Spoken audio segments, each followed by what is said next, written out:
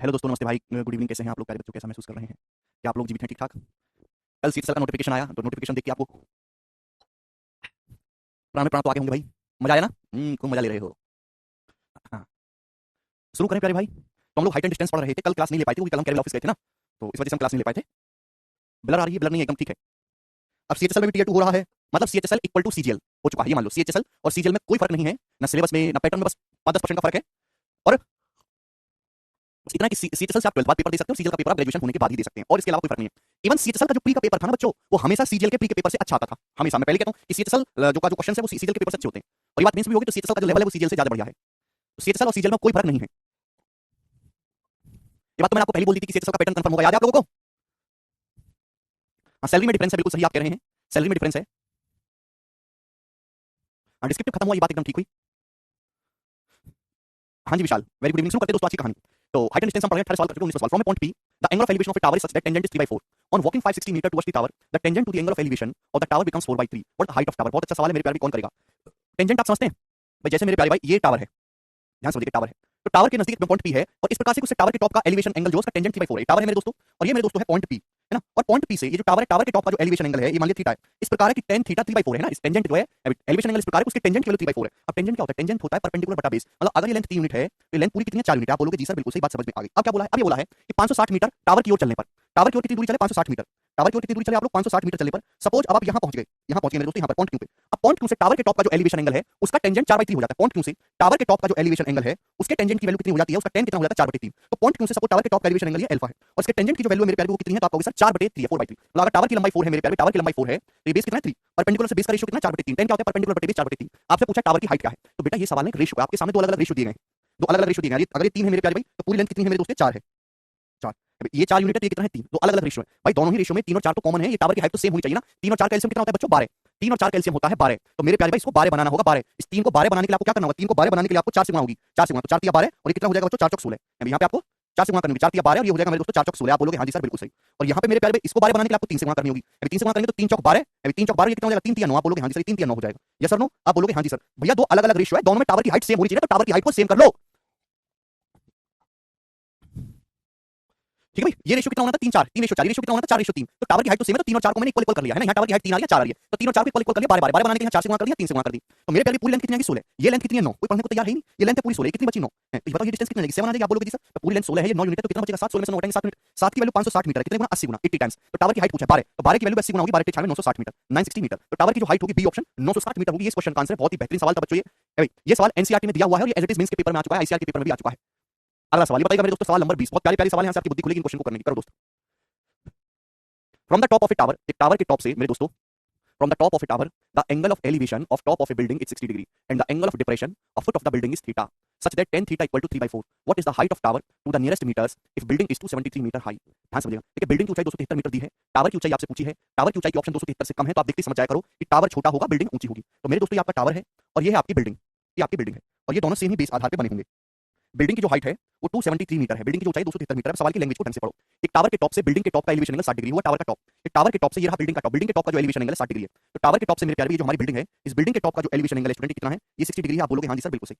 Tower के top से building के टॉप का एलिवेशन एंगल 60 डिग्री है, ठीक। और बिल्डिंग के फुट का डिप्रेशन एंगल, इसी टावर के टॉप से ये रहा बिल्डिंग, ये टावर का टॉप है मेरे दोस्तों, टावर है, टावर के टॉप से ये रही बिल्डिंग, बिल्डिंग का फुट, ये बिल्डिंग के फुट का डिप्रेशन एंगल थीटा। तो टावर के टॉप से बिल्डिंग के फुट को देखेंगे, डिप्रेशन एंगल थीटा, तो डिप्रेशन एंगल कौन सा बनेगा? अभी टावर का टॉप ये है, बिल्डिंग के फुट को देखेंगे तो डिप्रेशन एंगल ये एंगल बनेगा ना, थीटा, ये एंगल थीटा है भाई साहब, ये एंगल थीटा, तो ये एंगल भी थीटा होगा, मैंने आपको समझाया है। अभी टावर के टॉप से बिल्डिंग के फुट को देख रहे हैं, तो ये वाला एंगल बनेगा डिप्रेशन एंगल थीटा, ये डिप्रेशन एंगल थीटा, तो ये एंगल भी थीटा होगा। मुझे इसकी जरूरत पड़ती है सॉल्व करने के लिए, ठीक। हाइट एंड डिस्टेंस केवल शीट करने तो हो जाएगा, पी वाई क्यू भी करें, हाइट एंड डिस्टेंस शीट भी आप सॉल्व कर लोगे, हो जाएगा, क्योंकि इसमें शीट में हर वैरायटी का क्वेश्चन है, ठीक है जी। आप बोलोगे जी सर सवाल में दिया tan थीटा की लंबाई, tan थीटा के लिए 3/4 है, तो आपसे पूछा टावर की हाइट, तो आपको समझ में आ गया। चित्र बनाना सीखना बहुत जरूरी है, वो धीरे धीरे आप सीखोगे, जैसे जैसे सवाल आए वैसे वैसे उसको चित्र की भाषा में डालो। सवाल में tan थीटा 3/4 दिया, क्या मतलब है भाई? छोटे वाले राइट एंगल को देखो, tan थीटा 3/4, थीटा के सामने अगर 3 है परपेंडिकुलर, तो 4 ये बेस है ना, परपेंडिकुलर से बेस का जो रेशियो 3/4 आ गया। आप बोलोगे जी सर भाई साहब ये 4 है तो ये भी 4 ही होगा। आप बोलोगे हाँ जी सर बिल्कुल सही, आमने सामने की साइड्स है ना, आप बोलोगे हाँ। अब इस ऊपर वाले छोटे से राइट एंगल को देखो ध्यान से, तो आप क्या कह सकते हो मेरे दोस्तों? ये 30 डिग्री है, ये 90 है, ये 30 है, 60 है। 30 के सामने 4 है, अगर 30 डिग्री के सामने 4 है तो 60 डिग्री के सामने कितना होगा? 4√3। आप बोलोगे आंसर 4√3 होगा, 4√3 होगा। 30 के सामने 4 है तो 60 डिग्री के सामने कितना होगा? 4√3।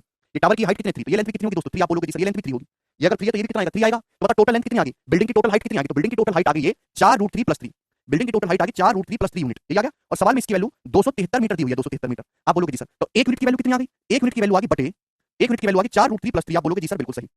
1 यूनिट की वैल्यू आ गई। सवाल पूछा टावर की हाइट मतलब 3 यूनिट की वैल्यू, तो 3 यूनिट की वैल्यू आपको निकालनी है, 3 यूनिट की वैल्यू निकालनी है आपको, यहां से मल्टीप्लाई आपको कितना करना होगा, 3 करना होगा मेरे दोस्तों, तो टावर की हाइट आएगी। अब इस सवाल के आंसर एप्रोक्स है, तो नीचे अंडर रूट नहीं छोड़ना है आपको, पहले इसका रेशनलाइजेशन करना है, परिमीकरण, ठीक है ना। तो रेशनलाइजेशन करने का क्या मतलब है, नीचे 4 रूट 3 प्लस 3 है, ऊपर नीचे 4 रूट 3 माइनस 3 से मल्टीप्लाई कर देंगे, 4 रूट 3 माइनस 3 से ऊपर नीचे मल्टीप्लाई कर देंगे, तो नीचे a plus b minus b कितना हो गया भाई, 16 3 48 माइनस 3 का स्क्वायर 9 यानी कि 39, नीचे 39 हो गया मेरे प्यारे 39, 4 root 3 plus 3 4 root 3 minus 3 plus b minus 3 इसका माइनस 30 39 हो गया। पता 39 से कितनी बार जाएगा, ये 7 बार चला गया, 7 टाइम्स। आप बोलोगे हाँ जी सर कोई तकलीफ नहीं है, तो 7 या 21, 21 इंटू 4 रूट 3 माइनस 3, आप बोलोगे हाँ जी सर 4 रूट 3 माइनस 3, ये आ गया मेरे प्यारे भाई, इसको आपको सॉल्व करना है, ठीक है बेटा। अंकित करें अर्थमेटिक इसके बाद, बेटा अंकित जो भी बच्चे सीजन प्री का पेपर दे के आ रहे हैं उनसे जरा पूछेगा बेटा ट्रिग्नोमेट्री के कितने सवाल आ रहे हैं, 4 सवाल ट्रिग्नोमेट्री के आ रहे हैं 25 में से कचरा है, और अर्थमेटिक के 8 चैप्टर से 4 सवाल नहीं आ रहे। सब कुछ पढ़ना है यार, हद होती है। एडवांस मैथ से वाला कितने दूर भागते हैं कि जैसे वो काटने को दौड़ रहा हो, और ये अपनी सारी बुद्धि में डालो कि बिना एडवांस मैथ पढ़े नौकरी नहीं लग सकती। 3 यूनिट की वैल्यू आपको निकालनी थी, 21 इंटू 4 रूट 3 माइनस 3, कुछ बच्चे कह रहे 3 का मल्टीपल चेक कर लेंगे, यूनिट डिजिट वगैरह ये सब नहीं करना है यहाँ पर। इस सवाल के जो आंसर है, जहां रूट 3 आ रहा है, इस सवाल का आंसर एग्जैक्ट आ नहीं सकता, इस सवाल का जो आंसर है एप्रोक्स है, और जब सवाल का आंसर एप्रोक्स में होता है तो ना यूनिट डिजिट लगाएंगे ना डिजिटल सम लगाएंगे, कुछ नहीं लगाएंगे, यहाँ पे आपको एप्रोक्स कैलकुलेशन करनी है, क्योंकि रूट 3 की जो वैल्यू होती है वो एप्रोक्स कितनी होती है, रूट 3 की जो वैल्यू होती है वो एप्रोक्स लगभग एक अपरिमेय संख्या 1.732 है ना, 1.732, तो 1.732 का 4 गुना अगर मैं करूंगा तो 17 चौका 6.928 आएगा, ये आएगा 6.928 4 गुना और उसमें से 3 घटाएंगे तो 3.928, तो 21 गुना 3.928, यही आएगा। आप बोलोगे हाँ जी सर यही आएगा, तो 21 चौक 84 84, यानी कि 84 से कम आएगा मेरे दोस्तों, ये आंसर नहीं हो सकता। अब इतना कम भी नहीं आ सकता, दो ऑप्शन बचे, या तो सी ऑप्शन है या डी ऑप्शन है। अब 21 चौक 84 मेरे दोस्तों कितना कम है, ये 0.1 भी कम नहीं है मेरे दोस्तों, 0.1, अगर 0.1 क्या होता है, अगर 0.1 देखो तो 2.1 भी मेरे दोस्तों कम नहीं होगा 84 से, तो इसका मतलब मेरे दोस्तों डी ऑप्शन भी यहाँ पे नहीं आने वाला है आंसर, इस सवाल का जो आंसर है वो सी ऑप्शन आएगा। 3.9 से अगर किसमें गुणा करते 3.9 से भी तो 71 84 से 2.1 कम करती है तो 3.928 है, यानी कि C option will be the correct answer for this question. ऐसे करनी है आपको कैलकुलेशन, समझ में आया। यहाँ यूनिट या डिजिटल समय 3 का मल्टीपल चेक करने की जरूरत नहीं है। आगे चलेंगे, अगला सवाल बताओ जल्दी से, सवाल नंबर आपके सामने 21, जल्दी करो। बेटा प्री का पूछा सवाल है वो सीपीयू का 2020 का। From the top of 135 metre long tower the angle of depression of 2 points P and Q on the same side of the base of tower on level ground is 3 and 5 such that tan theta is 3/4 and sin phi equal to 5 by root 89, what the distance between P and Q, P और Q के बीच की दूरी क्या है। बहुत ही basic सवाल है, मुझे लगता है कि आप ये सवाल कर लोगे। भाई एक टावर है, ये टावर कितना ऊंचा है, ये टावर है, टावर 135 मीटर ऊंचा है, ये दो पॉइंट है P और Q जो टावर के एक ही तरफ है, तो दो पॉइंट है मेरे दोस्तों यहाँ पर, P और Q नाम के दो पॉइंट हैं जो टावर के एक ही ओर स्थित हैं। आप बोलोगे जी सर बिल्कुल सही, और टावर के जो है इस टावर से इन दोनों पॉइंट के डिप्रेशन एंगल थीटा और फाई है, तो पॉइंट P और Q के पहले पॉइंट P बोला है, बाद में पॉइंट Q बोला है, तो P को नजदीक बनाएंगे Q को दूर बनाएंगे तरीके होते हैं। अब टावर से देखिए पॉइंट P का डिप्रेशन एंगल थीटा है, हालांकि डिप्रेशन एंगल ये होता है थीटा, ये थीटा होता है, लेकिन ये एंगल भी तो थीटा होगा। इसी तरीके से मेरे प्यारे भाई ये एंगल कितना होगा, ये फाई होगा। आप बोलोगे जी tan थीटा 3/4 है, tan थीटा 3/4 इसका मतलब ये रेशियो परपेंडिकुलर से बेस का 3:4 है, ठीक है। sin फाई 5/√89 है, sin फाई 5/√89, sin की जरूरत नहीं है, जरूरत किसकी है, tan की। tan फाई कितना आएगा भाई, tan होता है परपेंडिकुलर बटे बेस, परपेंडिकुलर तो 5 है, बेस कितना आएगा, बेस आएगा √89 में से पाइथागोरस लगाएंगे 89 - 25 64, 64 का √8, तो tan फाई कितना आ जाएगा यहाँ से 5/8 आ गया। तो tan फाई की जो वैल्यू 5/8 मतलब ये लेंथ अगर 5 है तो पूरी जो लेंथ यहाँ से यहाँ तक की कितनी है 8, ठीक। आप बोलोगे हाँ जी सर बिल्कुल सही, तो आपके सामने दो अलग अलग रेशियो, ये रेशियो 3:4 है, ये रेशियो 5:8 है, अलग अलग रेशियो आ गए। लेकिन प्रॉब्लम क्या है भाई, यहाँ पे टावर तो सेम है ना, 3 और 5 को सेम होना चाहिए, 15 15, 3 और 5 को सेम बनाने के लिए 15 15 करने के लिए यहाँ 3 और 4 को 15 15 करना है, 3 5 कैसे 5 से गुणा कर देंगे, ये 5 3 15 5 चौक 20 हो जाएगा। आप बोलोगे जी सर हो जाएगा, ये 5 3 15 मेरे प्यारे ये हो जाएगा 5 चौक 20। अब यहाँ इसको 15 बनाने के लिए 5 है ना, 15 बनाने के लिए 3 से गुणा होगी, 3 5 15, ये कितना हो जाएगा 3 8 24 हो जाएगा। आप बोलोगे जी सर 24, बात समझ में आई, ठीक है। तो मेरे प्यारे भाई ये 24 है, ये लेंथ 20 है, ये कितना बचेगा 4 बचेगा। आपको पीक्यू के बीच की दूरी निकालनी है 4, आप बोलोगे सर 4 यूनिट की वैल्यू आपको निकालनी है। टावर कितना ऊंचा था, 135 मीटर ऊंचा था, तो टावर की जो ऊंचाई आपको 135 मीटर दी हुई है, तो सवाल में 15 यूनिट के लिए 135 मीटर दिया, 9 गुना 15 में 135, तो 4 की वैल्यू भी 9 गुना होगी, 4 नाम 36 मीटर, तो पॉइंट P और Q के बीच की जो दूरी होगी वो 36 मीटर होगी। सी ऑप्शन इस सवाल का करेक्ट आंसर बनेगा, बहुत ही बेसिक सवाल था। नहीं अमन, आगे चलते हैं, ये सवाल करके बताओ सभी लोग। सवाल नंबर है 22, जवाब देंगे स्टूडेंट्स। आज मैंने यार इस रेस्टोरेंट से घटिया सी सब्जी मांग के खा ली। गुरुजी 8 कहां से बेटा, sin फाई अगर 5/√89 है तो tan फाई कितना आएगा यार, sin फाई 5/√89 है तो tan फाई का मान नहीं निकाल सकते तुम लोग। अरे भाई ये पूरी लेंथ 24 है, ये 20 है, तो कितना बचेगा, 24 में से 20 घटाओगे 4, तो आप इनको कैसे करते हैं, कैसे का आपने रेशियो नहीं पढ़ा बेटा मनीषा।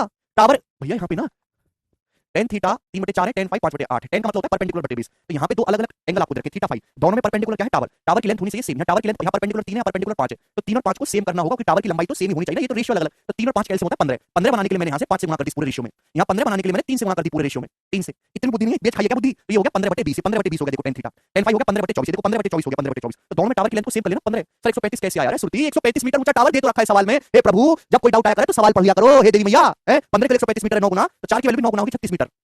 आगे चलेंगे, अगला सवाल 22 नंबर करो जल्दी से। tan बनाना जरूरी है क्या बेटा, आपको परपेंडिकुलर बेस में रिश्ता चाहिए, हाइपोटेनस की जरूरत है ही नहीं, तो tan ही तो निकालोगे।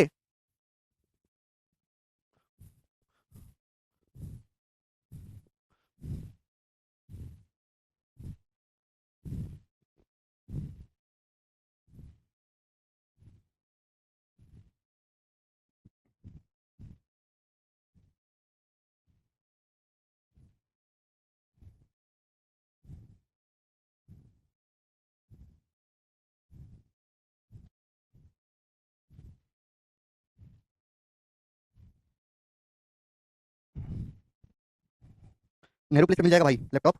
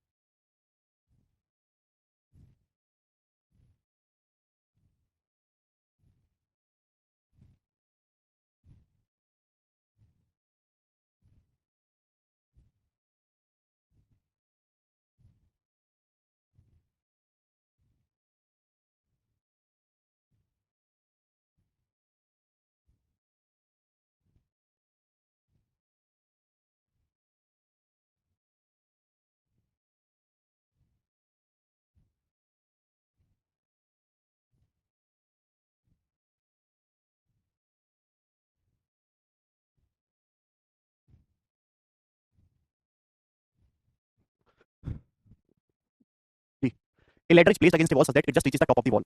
एक सीढ़ी को दीवार के सहारे इस प्रकार रखा गया है कि ये दीवार की सीढ़ी पर पहुंचती है। सीढ़ी का जो पैर है वो दीवार से 6 मीटर की दूरी पर है। सीढ़ी का जो बेस है वो दीवार सीढ़ी के बेस से दीवार के टॉप का एलिवेशन एंगल 15 डिग्री है। तो आपसे पूछे सीढ़ी की लंबाई क्या होगी? इससे आसान क्या होगा? जैसे भाई मैंने आपको 15 डिग्री का तो समझा दिया ना। जैसे दोस्त आपकी दीवार है, ठीक है, और ये होगी यहाँ पे जमीन, तो दीवार के सारे सीढ़ी टिकाई गई है। तो दीवार के सारे सीढ़ी टिकाई गई, आप बोलोगे और ये जो सीढ़ी है, सीढ़ी के फुट से दीवार के टॉप का जो एलिवेशन एंगल है 15 डिग्री। सवाल में ये बोला गया, सवाल में ये भी कहा गया कि सीढ़ी का जो फुट है, ये सीढ़ी का फुट हो गया, ये दीवार से कितनी दूरी पर है? 6 मीटर की दूरी पे है ना। कुछ लोगों का डाउट आएगा, हमें कैसे पता चलेगा ये फुट है? बेटा फुट मतलब पैर, सीढ़ी का पैर ये है ना नीचे, तो दीवार से कितनी दूरी पर है? 6 मीटर की दूरी पर। आपसे पूछिए सीढ़ी की लंबाई क्या होगी? जवाब दो जल्दी से, क्या होगा? सीढ़ी की लंबाई ये निकालना है आपको। तो कल 15 75 90 आपको समझ आती है, 15 डिग्री है दोस्त, ये 90 डिग्री है, तो कितना है? 75 डिग्री। 15 डिग्री के सामने अगर √3 - 1 है, 15 डिग्री के सामने √3 - 1, तो 75 डिग्री के सामने होता है √3 + 1, √3 + 1, और 90 डिग्री के सामने होता है 2 √2 यूनिट। ये रेशियो है। 15 डिग्री के सामने √3 - 1। देखो इसकी जरूरत है ही नहीं, 15 डिग्री के सामने की जरूरत है नहीं, जिसकी जरूरत है केवल उसमें काम करो, बाकी को इग्नोर कर दो। तो 15 डिग्री के सामने √3 - 1 है, तो 75 डिग्री के सामने √3 + 1, 90 के सामने होगा 2 √2। ठीक है भाई, तो √3 + 1 की जो वैल्यू है वो 6 मीटर है। तो 1 यूनिट की वैल्यू कितना है? 1 यूनिट की वैल्यू आएगी 6 बटे √3 + 1, 1 यूनिट की वैल्यू आ गई। आपसे 2 √2 यूनिट की वैल्यू पूछी है, तो मल्टीप्लाई बाय 2 √2 मीटर ही आएगा। आप बोलोगे हां जी। ऊपर नीचे क्या करेंगे? ऊपर नीचे √3 - 1 से गुणा करेंगे, √3 - 1 से, √3 - 1 से ऊपर नीचे गुणा करेंगे, तो आपको पता है कि नीचे बनेगा जी 2, √3 + 1, √3 - 1 2, 2 से 2 कट जाएगा मेरे प्यारे भाई, ठीक है ना। यानी कि आएगा 6 √2 into √3 - 1। बोलो बात समझ में आ गई यार? भैया कुछ तो दिमाग लगा लिया करो, हर चीज बाल को कितना लिख के बताऊंगा, बुड्ढे हो चुके हो तुम। √3 - 1 से ऊपर नीचे गुणा कर देंगे, सवाल समाप्त, ठीक है ना। तो सवाल का आंसर क्या है? 6 √6 - 6 √2, बी ऑप्शन सवाल का आंसर है। पेपर का पूछा हुआ सवाल अंदर गुणा करेंगे 6 √2 की, तो 6 √6 - 6 √2 मीटर, ये आपकी सीढ़ी की लंबाई होगी जी। बी ऑप्शन सवाल का आंसर है। बिल्कुल बेसिक सा सवाल था, सभी बच्चे कर पा रहे हैं। यस और नो? जवाब दो, समझ गए? क्यों रेशनलाइजेशन करना था, इसमें परिमेय। हाँ जी विनय, cos 15 डिग्री से भी कर सकते हैं बेटा, वेरी गुड विनय। आगे चलेंगे, अगला सवाल जी। नेक्स्ट कंसेप्ट मैं आपके सामने समझाना चाहता हूं, मेरे प्यारे भाई ध्यान से सुनिएगा। पेपर में ध्यान से समझने की कोशिश करिएगा। पेपर में ज्यादातर क्वेश्चन ऐसे होते हैं जो प्री के पेपर और मेंस के पेपर में आते हैं, वो स्टैंडर्ड ट्रायंगल पे फिक्स होते हैं। स्टैंडर्ड ट्रायंगल पे, उन स्टैंडर्ड ट्रायंगल्स को आप समझ लें तो आपका समय और काम बहुत आसान हो जाएगा। जैसे मैं आपको समझाने के लिए बनाता हूं, मेरे दोस्तों समझने की कोशिश करेगा। ये टावर है एक, अभी ये एक टावर है, ठीक है दोस्तों, आप लोगों के टावर है। अब इस टावर के टॉप पे शाहरुख खान भाई साहब खड़े हैं और आप उनको देखते हो, ठीक है ना। तो मेरे दोस्तों ये टावर है, समझने की कोशिश करेगा। टावर, टावर के टॉप पे यहाँ पर शाहरुख खान खड़ा है और आप उसको यहाँ से देख रहे हो पॉइंट पी से। कितने डिग्री के एंगल पे? 30 डिग्री के एंगल पे आप देखते हो। कितने डिग्री के एंगल पे? 30 डिग्री के एंगल पे। आप बोलोगे जी सर बिल्कुल सही, बात समझ में आ गई। मैं एक बात जानना चाहूंगा कि आप टावर के नजदीक आओगे तो एलिवेशन एंगल बढ़ेगा कि घटेगा? जवाब दो। आप टावर के नजदीक आओगे तो एलिवेशन एंगल बढ़ेगा कि घटेगा? जल्दी से जवाब दीजिए। जैसे जैसे आप किसी ऑब्जेक्ट की तरफ नजदीक आते हो एलिवेशन एंगल बढ़ता है, और आप किसी ऑब्जेक्ट से दूर की तरफ जाते हो तो ऑब्जेक्ट छोटा होता जाता है ना, एलिवेशन एंगल घटता है। जितने ज्यादा आप नजदीक आओगे एलिवेशन एंगल बढ़ेगा, दूर की तरफ जाओगे तो एलिवेशन एंगल घटेगा। बात समझ में आ गई? अब दोबारा पूछना मत कभी भी। तो पॉइंट पी है, पॉइंट पी से कुछ दूरी आप आगे की तरफ चलते हो, शाहरुख खान आपको साफ साफ नहीं दिखाई दे रहे, अब थोड़ी दूर आगे की तरफ चलते हो, यहाँ पहुंच जाते हो पॉइंट क्यू पर। अब पॉइंट क्यू से आप शाहरुख खान को देखते हो मेरे प्यारे भाई, तो आपका जो एलिवेशन एंगल है वो 60 डिग्री का हो जाता है, 60 डिग्री का, ठीक। तो आपको रिलेशन बताना है लेंथ में। तो ये स्टैंडर्ड डायग्राम है, सभी बच्चों ने देखा होगा मेरे प्यारे भाई, ठीक है। 30 45 60 में ज्यादातर क्वेश्चन बनते हैं। तो जब भी इस तरीके से आए मेरे प्यारे बच्चे, क्या करते हैं? आपने 9वीं क्लास में कैसे पढ़ा है? आपने पढ़ा हो तो वैसे मुझे उम्मीद नहीं कि तुमने 9वीं क्लास में कुछ पढ़ा भी है। आप छोटे ट्रायंगल में 10 लेते हो, फिर बड़े ट्रायंगल में ट्रिग्नोमेट्री लगाते हो, है ना, एक्स वाई मान के फिर उनको सॉल्व करते हो, वैसे करते हैं। लेकिन यहाँ इस प्रकार से नहीं करना, इतना समय नहीं है, यहाँ खेलोगा रेशो से। जब भी आपको इस टाइप की चीज दिखाई दे, सुना करो, जो मैं बोला करो सुना करो। जब भी इस टाइप की चीज दिखाई दे, तो टावर के जो नजदीक वाली ये लेंथ है, टावर के नजदीक वाली ये जो लेंथ है, इसको अपनी मर्जी से 1 यूनिट मान लिया करो कि माना ये लेंथ 1 यूनिट है, माना ये लेंथ 1 यूनिट है, माना ये मैंने अपनी मर्जी से मान लिया कि माना ये जो लेंथ है ये 1 यूनिट है। आप बोलोगे जी सर मैंने इस लेंथ को 1 यूनिट मान लिया, कोई तकलीफ? आप बोलोगे नहीं सर इसमें कोई भी तकलीफ नहीं है। अब छोटे राइट एंगल को ध्यान से देखो, छोटे राइट एंगल को कल ही समझा दिया था। ये 90 है, ये 60 है, तो ये कितना होगा? 30 डिग्री का होगा, 30 डिग्री का। अगर 30 डिग्री के सामने 1 है, 30 डिग्री के सामने अगर 1 है, तो 60 डिग्री के सामने कितना होगा? √3 होगा। बोला √3 होगा। अगर 30 डिग्री के सामने 1 यूनिट है, 30 डिग्री के सामने 1 यूनिट है, तो 60 डिग्री के सामने कितना होगा? √3 होगा। आप बोलोगे हां सर 60 डिग्री के सामने √3 यूनिट होगा, 30 60 90 कल ही समझाया था। अब बड़े राइट एंगल को ध्यान से दे दो, बड़े राइट एंगल को, बड़े राइट एंगल को ध्यान से देखो। ये 90 है, ये 30 डिग्री है, तो ये पूरा 60 डिग्री होगा, ये पूरा 60 डिग्री होगा। आप बोलोगे जी सर ये 90 है, ये 30 है, ये पूरा 60 डिग्री होगा, होगा कि नहीं? 60। कुछ तो शर्म कर लिया करो दिमाग में करने की। 30 डिग्री के सामने अगर √3 है, 30 डिग्री के सामने √3 है, तो 60 डिग्री के सामने क्या होगा? अगर 30 डिग्री के सामने √3 है, तो 60 डिग्री के सामने क्या होगा? कल ही समझा दिया था। 30 60 90 पढ़ के क्यों नहीं आते यार? 30 डिग्री के सामने अगर √3 है, तो 60 डिग्री के सामने क्या होगा? 60 डिग्री के सामने √3 का √3 गुना। 30 डिग्री के सामने अगर गधा है, तो 60 डिग्री के सामने √3 गुना गधा होगा। तो √3 गुना √3, √3 गुना √3 कितना है? 3 यूनिट। आप बोलोगे जी सर 3 यूनिट। क्लियर है? ये जो पूरी की पूरी लेंथ है आपकी कितनी होगी? 3 यूनिट होगी। बात समझ में आई? आप बोलोगे हाँ जी सर बात है, मैं अच्छी तरीके से समझ में आ गई, घर से पढ़ के आया करो, बहस बुद्धि हो है। तो ये 3 यूनिट हो गई, ये 1 यूनिट हो गया। तो ये लेंथ कितना बचा? ये लेंथ बचा जी आपका 3 - 1 2 यूनिट। तो ये लेंथ आपका 2 यूनिट बचा, 3 - 1 2 यूनिट। आप बोलोगे जी सर बिल्कुल सही, बात अच्छी तरीके से समझ में आ गई। अब इसमें से मेरे प्यारे भाई आपको कोई भी लेंथ देके कुछ भी पूछ लेगा, अभी सवाल में आपको इसकी लंबाई दे देगा, आपसे ये पूछ लेगा, P2 की लंबाई दे देगा, आपसे ये पूछ लेगा, तो आपके सामने कंप्लीट एक रेशियो पता चल गया। ठीक है स्टूडेंट? यस अमित भाई, तो मुझे लगता है कि आपको ये डायग्राम अच्छी तरीके से समझ में आ गया, तो इस तरीके से आप इसको दिमाग में फिट भी कर सकते हैं। समझ नहीं आता तो कल का लेक्चर देखो दोबारा से आप 30 60 90 पढ़ो जाके। एक और समझाता हूं, ध्यान से समझिएगा। अभी मेरे दोस्तों ये बिल्डिंग है, मेरे दोस्तों ये बिल्डिंग, इस बार बिल्डिंग पे कौन खड़ा कर देते हैं? बिल्डिंग पे खड़े हैं इस बार भाई, कौन बढ़िया हीरोइन है? करिश्मा कपूर बड़ी पसंद है हमें। ये बिल्डिंग है, बिल्डिंग पे मेरे दोस्त करिश्मा कपूर खड़ी है, और आप मेरे दोस्तों करिश्मा कपूर को देख रहे हो। ये बिल्डिंग है, बिल्डिंग पे करिश्मा कपूर खड़ी है, करिश्मा कपूर को देख रहे हो यहाँ से। अभी ये पॉइंट पी से आप बोलोगे जी सर यहाँ बिल्डिंग पे मेरे दोस्तों हीरोइन खड़ी है मस्त, ठीक, और आप पॉइंट पी से उनको देखते हो 45 डिग्री के एंगल पे, 45 डिग्री के एंगल पे। क्लियर? आप बोलोगे हाँ जी सर। तो आपको करिश्मा कपूर ठीक से दिखाई नहीं दे रही है, तो मेरे प्यारे भाई नैनो को ज्यादा सुख प्राप्त हो, इसलिए आप थोड़ी दूर टावर की ओर चलते हो। थोड़ी दूर टावर की ओर चलने के बाद आपका जो एलिवेशन एंगल है, पॉइंट पी से आप चलते हुए पॉइंट क्यू की तरफ आ गए। अब आप करिश्मा कपूर को देखते हो मेरे दोस्तों, तो अब एलिवेशन एंगल है 60 डिग्री का। बात समझ में आई? तो पहले एलिवेशन एंगल 45 डिग्री था, थोड़ी दूर चलने के बाद 60 डिग्री हो गया। क्लियर है? तो मेरे प्यारे भाई आप बोलोगे हाँ जी सर, तो पॉइंट क्यू से 60 डिग्री का है। तो आप मुझे बताओ लेंथ में रेशियो क्या होगा? मैंने क्या समझाया अभी? मैंने क्या बोला था कि जब भी ऐसा सवाल आए, जब भी ऐसा सवाल है मेरे प्यारे भाई, तो ये टावर की जो नजदीक वाली लेंथ होती है ना, टावर की जो नजदीक वाली लेंथ होती है, हमेशा आप इसको 1 यूनिट मान लो कि माना ये जो लेंथ है 1 यूनिट है, आपके जीवन की सारी समस्याएं खत्म हो जाएंगी। माना ये लेंथ 1 यूनिट है, तो भाई ये एंगल कितने का? ये तो 90 डिग्री है, टावर है ना 90 है, ये 60 है कितना? 30 डिग्री। अरे भैंस बुद्धि, 30 डिग्री है ये। 30 डिग्री के सामने अगर 1 यूनिट है तो 60 डिग्री के सामने √3 यूनिट होगा। बोल मत देना कैसे होगा, खाल खींच लूंगा। 30 डिग्री के सामने अगर 1 यूनिट है तो 60 डिग्री के सामने √3 यूनिट होगा।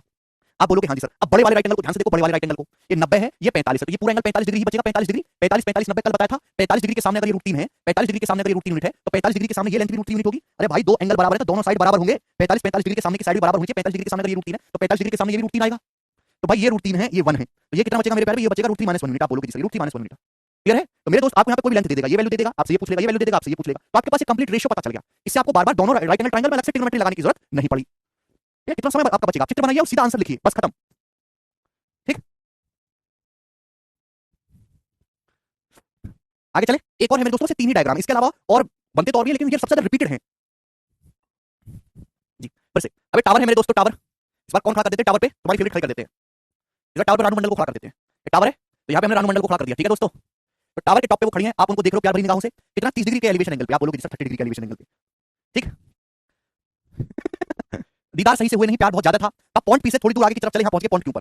तो पॉइंट पी से थोड़ी दूर आगे की तरफ चले, यहाँ पॉइंट क्यू पे पहुंच गए। अब पॉइंट क्यू से फिर से आपने देखा टावर के टॉप पे, तो अभी भी आपको यहाँ पे चेहरा दिखाई दे रहा खिलता हुआ, कितना? 45 डिग्री के एंगल पे। अब एलिवेशन एंगल कितना होगा? बदल के 45 डिग्री हो गया। तो आपको यहाँ पे निकालना है ratio.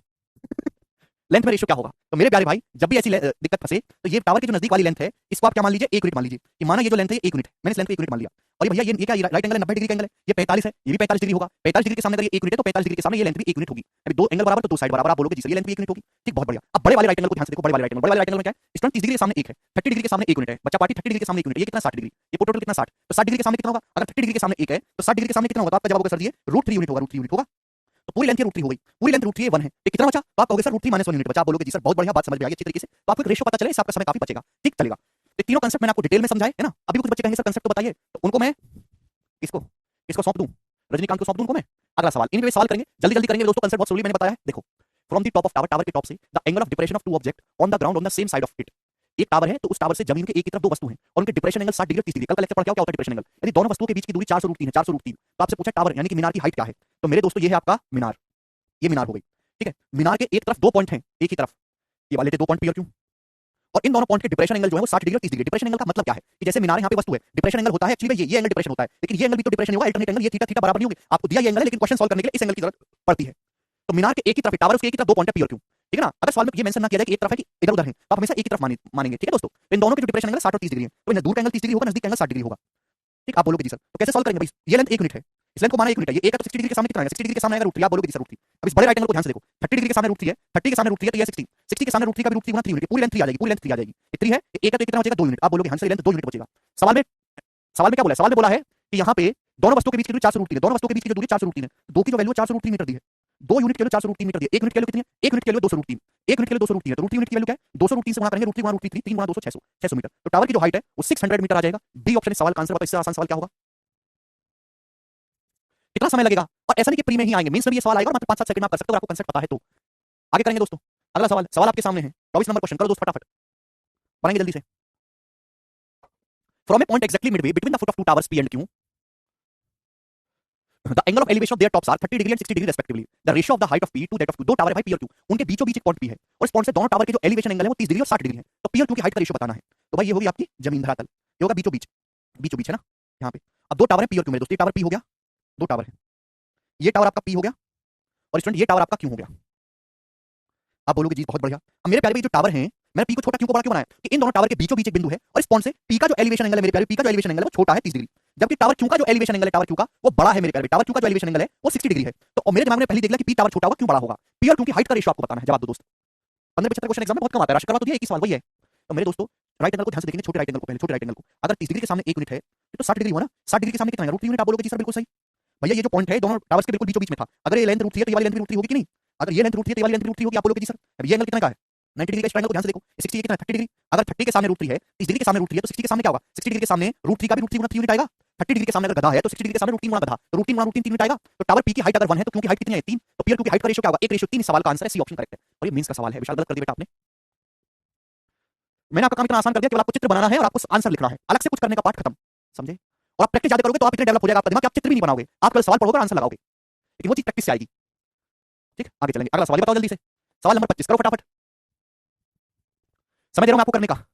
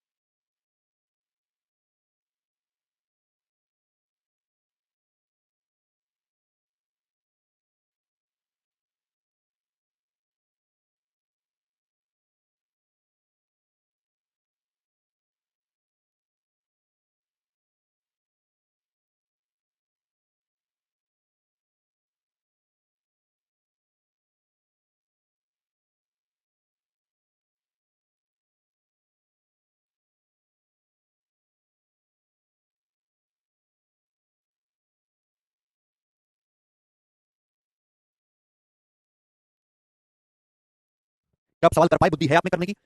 P and Q are two points on the ground on either side of a pole. The angle of elevation of the top of the pole is observed from P and Q are 60 degree and 30 degree respectively, and the distance between them is 84 √3. What is the height of pole? It is a very very basic question कि आपके पास मेरे दोस्तों जैसे खंबा है, तो खंबे के दोनों ओर आधार पर दो पॉइंट है P और Q। तो मेरे दोस्तों जैसे आपके पास एक खंबा है, समझने की कोशिश करिए, तो खंबे के दोनों ओर लेने हैं, यहाँ पे साफ साफ लिख दिया। अगर कुछ नहीं लिखता तो आप एक ही ओर लेते, तो खंबे के दोनों ओर दो पॉइंट है P और Q, और P और Q से खंबे के एलिवेशन 60 और 30 डिग्री है। इस हिसाब से मेरे दोस्तों आपके पॉइंट P और Q होंगे, खंबा है उसके दोनों ओर, पॉइंट P से जो एलिवेशन एंगल है खंबे के टॉप का वो 60 डिग्री है, जबकि इस पॉइंट Q से, जबकि पॉइंट Q से खंबे के टॉप का जो एलिवेशन एंगल है बच्चों वो कितना है, वो आपका 30 डिग्री है। आप बोलोगे हाँ जी सर बात समझ में आ गई। यदि दोनों पॉइंट P और Q के बीच की दूरी 84 √3 है तो आपसे पूछा खंबे की हाइट क्या होगी, दोनों पॉइंटों के बीच की दूरी देखा है। अब आपके सामने दोनों है तो राइट एंगल ट्रायंगल ही है, खंबा सीधा खड़ा होता है, लिख के नहीं देगा कि खंबे को 90 डिग्री पे खड़ा करना, फूफा नहीं लगा तुम्हारे एग्जामिनर, खुद से सोचना पड़ता है कुछ। 30 डिग्री के सामने एक होता है या 60 डिग्री के सामने √3 होता है, तो दोनों 30 60 90 ही। 30 डिग्री के सामने एक, 60 डिग्री के सामने √3, तो एक और √3 का एलसीएम √3। मैंने इस लेंथ को √3 मान लिया, मैंने इस लेंथ को √3 मान लिया अपनी मर्जी से, मानूंगा मर्जी है मेरी, मानूंगा मैं, है तो ये 90 है, ये 60 है, कितना होगा 30 डिग्री होगा। 60 डिग्री के सामने अगर √3 है, 60 डिग्री के सामने √3 है तो 30 डिग्री के सामने होना चाहिए 1 यूनिट। आप बोलोगे जिससे 1 आएगा। अब इस राइट एंगल को ध्यान से देखो, 30 डिग्री के सामने √3 है, 30 डिग्री के सामने √3 है, तो 60 डिग्री के सामने कितना होगा, 60 डिग्री के सामने होगा √3 का √3 गुना, √3 का √3 गुना 3 यूनिट, ये 3 यूनिट आएगा, √3 का √3 गुना 3 यूनिट। क्लियर। तो टोटल लेंथ कितनी आ गई, पी और क्यू के बीच की टोटल दूरी आ गई 1 और 3 4, पी और क्यू के बीच की दूरी आ गई 1 और 3 4। सवाल में पी और क्यू के बीच की दूरी क्या बोले 84 √3, तो 4 की जो वैल्यू है वो 84 √3 है। कितने गुना है, 1 की वैल्यू आ गई 21 √3, तो 1 की वैल्यू 21 √3 आ गई, √3 की वैल्यू पूछिए, तो 1 यूनिट की वैल्यू है 21 √3, √3 की वैल्यू होगी 21 √3 का भी √3 गुना, तो 21 या 63, यानी कि 63 मीटर इस क्वेश्चन का आंसर है। टावर की जो हाइट होगी वो 63 मीटर होगी। क्लियर, मुझे लगता है कि आपकी बात अच्छी तरीके से समझ में आ गई। आप बोलोगे हाँ जी सर बिल्कुल बहुत बढ़िया, मजा आ गया। आगे चलते हैं अगले क्वेश्चन की तरफ, नेक्स्ट ही बताइएगा जल्दी से, दिमाग में करो। अब कलम नहीं उठाने सवाल को करने के लिए। 120 मीटर ऊंचा लाइट हाउस है और 120 मीटर ऊंचा एक लाइट हाउस है, उससे दो जहाज के जो डिप्रेशन एंगल है on the opposite side of base of light house, हाँ दो अपोजिट साइड में, उधर है एक इधर है, उनके जो है डिप्रेशन एंगल 30 डिग्री और 60 डिग्री, जहाजों के बीच की दूरी क्या है। अभी सवाल बिल्कुल उल्टा है ना, जो ये क्वेश्चन उसका बिल्कुल उल्टा क्वेश्चन। जवाब दीजिएगा मेरे दोस्तों, और आपको आंसर अप्रॉक्स में बताना है, अप्रॉक्स उत्तर जल्दी से जवाब दीजिए, मैं नहीं बताऊंगा आपको। सचिन, राजीव पूछ रहे हैं सीट सेल को क्लियर कैसे करें। बेटा बढ़िया पढ़ो, प्रीवियस सर के सवाल लगाओ, रिवीजन करो, मॉक टेस्ट लगाओ, पेपर दे आओ, सीट सेल क्लियर। और कोई जड़ी बूटी तो आती नहीं मार्केट में। तुम्हारे मन में आ रहा हो कि YouTube पे जो 1000 स्ट्रेटजी वीडियो पड़ी हुई है how to crack seat cell की, उनको देख के सीट सेल क्रैक होने वाला है, तो सपने निकाल दो मन से, पढ़ने से होगा। जल्दी जवाब दो।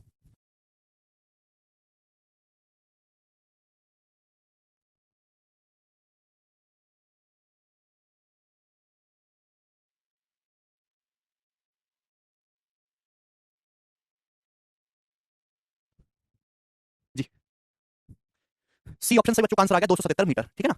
जिसका आंसर ना हो बैठकर बोलो क्योंकि किसी काम का है नहीं। अगला सवाल देखो, नेक्स्ट क्वेश्चन, सवाल नंबर 27 ये बताओ। As observe from the top of lighthouse 120 metre above the sea level, the angle of depression of a ship sailing towards it changes from 30 degree to 60 degree, the distance travelled by the ship during the period of observation is. बहुत अच्छा सवाल है भाई। Light house आप जानते हैं? अभी light house होते हैं मेरे दोस्त ऐसे समुद्र के किनारे अंडमान जाएंगे आप, वहां पे आपको दिखेंगे।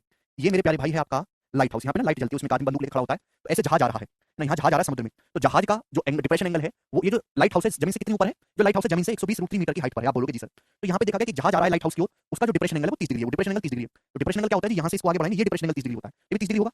जहाज चूंकि चल रहा है तो कुछ दूरी चलने के बाद डिप्रेशन एंगल 60 डिग्री हो जाता है। सपोज जहाज यहाँ पे आ गया, पहले जहाज यहाँ था, यहाँ पे आ गया, अब डिप्रेशन एंगल 60 डिग्री हो गया, तो ये एंगल भी 60 डिग्री होगा। आप बोलोगे जी सर। तो आपसे पूछा बताओ कि इस ऑब्जर्वेशन के दौरान, ऑब्जर्वेशन की गई है 30 डिग्री से 60 डिग्री तक बदल गया एंगल, जहाज द्वारा तय की दूरी क्या है, जहाज ने कितनी डिस्टेंस ट्रेवल किया है, आपसे पूछा गया है। Clear sir? मैं अंडमान से हूं, प्रणव कह रहे हैं। अरे वाह भैया 90 डिग्री है, अंडमान में हिंदी बोलते हैं प्रणव, 90 है, 60 है, 30 डिग्री, आप बोलोगे जी सर। तो मैंने क्या बोला कि इस लेंथ को 1 मान लो, 1, ये लेंथ 1 मान ली। 30 डिग्री के सामने अगर 1 है तो 60 डिग्री के सामने होगा √3, आप बोलोगे जी सर √3। अब बड़े राइट एंगल को 30 डिग्री के सामने √3 है, 30 के सामने √3 है, तो 60 के सामने कितना आएगा, √3 का √3 गुना 3 यूनिट, ये पूरी लेंथ 3 यूनिट आएगी। तो मेरे दोस्तों फिर ये कितना बचा, ये बचा आपका 3 माने से, ये लेंथ आपकी बची 2 यूनिट। आप बोलोगे जी सर ये लेंथ 2 यूनिट बची।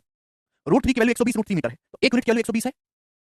√3 की वैल्यू 120 √3 है, तो 1 यूनिट की वैल्यू 120 मीटर, 1 यूनिट की वैल्यू 120 मीटर है, तो 2 यूनिट की वैल्यू कितनी होगी, 2 गुना 120 यानी कि 240 मीटर, 240 मीटर, 240 मीटर इस सवाल का आंसर था। ऑप्शन नंबर ए करेक्ट है। यस उज्जवल, आगे चलेंगे, करो जल्दी से जवाब दीजिएगा। मैं अंडमान घूमने आऊंगा बहुत जल्दी पूरी फैमिली के साथ। अच्छा प्रणव, और कौन है दूर दूर से, कौन कौन है, उड़ीसा से, कर्नाटक से, केरला से, कौन कौन है student? When the sun's angle of depression changes from 30 degree to 60 degree, जब सूरज का डिप्रेशन एंगल 30 डिग्री से 60 डिग्री तक बदलता है, तो एक टावर की जो छाया है वो 70 मीटर कम हो जाती है। टावर की ऊंचाई कितनी? देखिए ये जो एंगल है मेरे प्यारे, ये जो सवाल की जो लैंग्वेज है ये बहुत ही महत्वपूर्ण है, हद से ज्यादा महत्वपूर्ण इसकी लैंग्वेज है भाई। जैसे मेरे दोस्त टावर है, पहले भी समझने की कोशिश करेंगे, टावर है, और जैसे मेरे दोस्तों आपके यहाँ पे ये निकल रहा है सूरज, तो सूरज की पोजीशन बदलती रहती है। तो जब सूरज का ये डिप्रेशन नहीं, सॉरी यहाँ पे एलिवेशन एंगल आना चाहिए, सॉरी यहाँ पे क्या आना चाहिए, डिप्रेशन की जगह आप एलिवेशन एंगल लिख लीजिएगा, there is a typing mistake. तो सूरज का एलिवेशन एंगल 30 डिग्री से 60 डिग्री तक बदलता है, तो टावर की छाया 70 मीटर कम हो जाती है। भाई पहले सूरज का जो एलिवेशन एंगल था वो 30 डिग्री था, मतलब क्या इस बात का मतलब ये है कि यहाँ से सूरज की किरण आई और वो जमीन पे इस तरीके से टकराएंगी, यहाँ पे जाके, तो जब जमीन पे वो टकराती है तो इस तरीके से 30 डिग्री के एंगल पे टकराती है, 30 डिग्री के एंगल पे, तो छाया कितनी लंबी बनेगी भाई। अगर ये आपका पूरा टावर है, ये पूरा आपका टावर है मेरे दोस्तों, इतना ऊंचा, तो इस टावर की जो परछाई है वो इतनी लंबी बनेगी, यहाँ सूरज की किरण टकराएंगी, इतनी लंबी छाया बनेगी। आप बोलोगे हाँ जी सर इतनी लंबी छाया बनेगी। अब हुआ क्या, अब सूरज की पोजीशन मेरे दोस्तों चेंज होगी, दोपहर पड़ रही है, वो सूरज यहाँ पे आ गया। अब सूरज की जो किरणें हैं मेरे प्यारे भाई वो यहाँ पे ऐसे टकराएंगे मेरे दोस्तों टावर से, यहाँ पे जाके मिलेंगे। आप बोलोगे जी सर बिल्कुल सही। तो अब यहाँ पे ये जो एलिवेशन एंगल है सूरज का 60 डिग्री हो गया। तो पहले छाया बन रही थी इतनी लंबी, अब छाया केवल इतनी लंबी बनेगी, तो छाया की लंबाई कितनी कम होगी, आप बोलोगे सर इतनी लेंथ कम होगी छाया की। समझ में आया? पहले शैडो कितनी बन रही थी, इतनी लंबी बन रही थी, अब शैडो केवल इतनी लंबी बन रही है, क्योंकि सूरज की किरण भाई जहां सूरज की किरण टकरा जाएंगी वो इतनी दूरी पर अंधेरा रहेगा, इतनी लंबी परछाई बनेगी। तो मेरे दोस्तों इतनी छाया की लंबाई कम होगी परछाई की, ठीक है दोस्त। ये कितना मेरे प्यारे 70 मीटर, 70 मीटर परछाई जो है शैडो की लंबाई कम होगी। आपसे पूछे टावर की हाइट कितना है, समझ गए? असम से हैं, तेलंगाना मिर्जापुर से हैं, मध्य प्रदेश से हैं, अभी पटना में भी आइए भाई। पटना में तो आऊंगा, लेकिन पटना प्रशासन, आऊंगा पटना में, ठीक है। मुंबई से हैं, वाराणसी आऊंगा,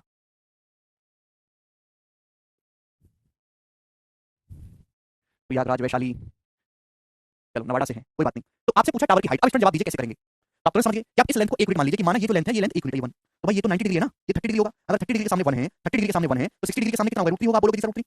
अब बड़े वाले राइट एंगल को ध्यान से देखो, बड़े वाले राइट एंगल को 30 डिग्री के सामने √3 है, 30 डिग्री के सामने √3 है, तो पूरा कितना आएगा 60, 60 के सामने कितना आएगा, √3 का √3 गुना 3 यूनिट, पूरी लेंथ 3 यूनिट होगी। अरे अगर 30 डिग्री के सामने √3 है तो 60 डिग्री के सामने क्या होगा, √3 का √3 गुना 3 यूनिट, पूरी लेंथ 3 यूनिट हो जाएगी। 3 यूनिट 1 है, कितना बचेगा 2, तो 2 यूनिट के लिए 70 मीटर है, 2 यूनिट के लिए 70 है, तो 1 की वैल्यू कितनी आ जाएगी 35, 1 की वैल्यू 35 आई। आपसे √3 की वैल्यू पूछिए, तो 35 √3 मीटर इस सवाल का आंसर हो जाएगा। आप बोलोगे जी सर बिल्कुल सही बात, समझ में आ गई, 35 √3 मीटर। अब इस सवाल के जो आंसर है वो काफी दूर दूर है, तो मैं अप्रॉक्स कैलकुलेशन कर सकता हूं, 35 इंटू √3 का मतलब होता है 1.732, 1.732। तो 35 की 1.732 में गुणा करनी है, आपको पता हो क्या आएगा। देखो मैंने फंडा बना रखा है कि 1.73 जो है, 1.732 जो किसके नजदीक है, 3/4 के, सॉरी 7/4 के मेरे प्यारे भाई, ठीक है। जो 0.732 है ना मेरे प्यारे, 0.732 ये अप्रॉक्स 0.75 है। 0.732 क्या है, अप्रॉक्स 0.75 है। 0.75 मतलब अप्रॉक्स 3/4 हम इसको लिख सकते हैं। 0.732 जो है अप्रॉक्स क्या 0.75, और 0.75 मतलब 3/4 हम इसको लिख सकते हैं। तो 35 की 1 पे गुणा करेंगे 35 आएगा, और 35 की 3/4 में अलग गुणा करो, 35 की 0.732 में गुणा करेंगे तो 35 का 3/4, 35 को अगर मैं 36 मान लूं तो 4 9 36 और 27, तो 35 प्लस 27 यानी कि 60 कितना आ जाएगा 62। तो 62 से हल्का सा मेरे प्यारे क्या आना चाहिए, कम ही आना चाहिए, क्योंकि 35 को आपने बढ़ा दिया 36 और इसको भी आपने बढ़ा दिया, इससे हल्का सा कम एक ही ऑप्शन है B, 60.55 metre. This is the correct answer for this question.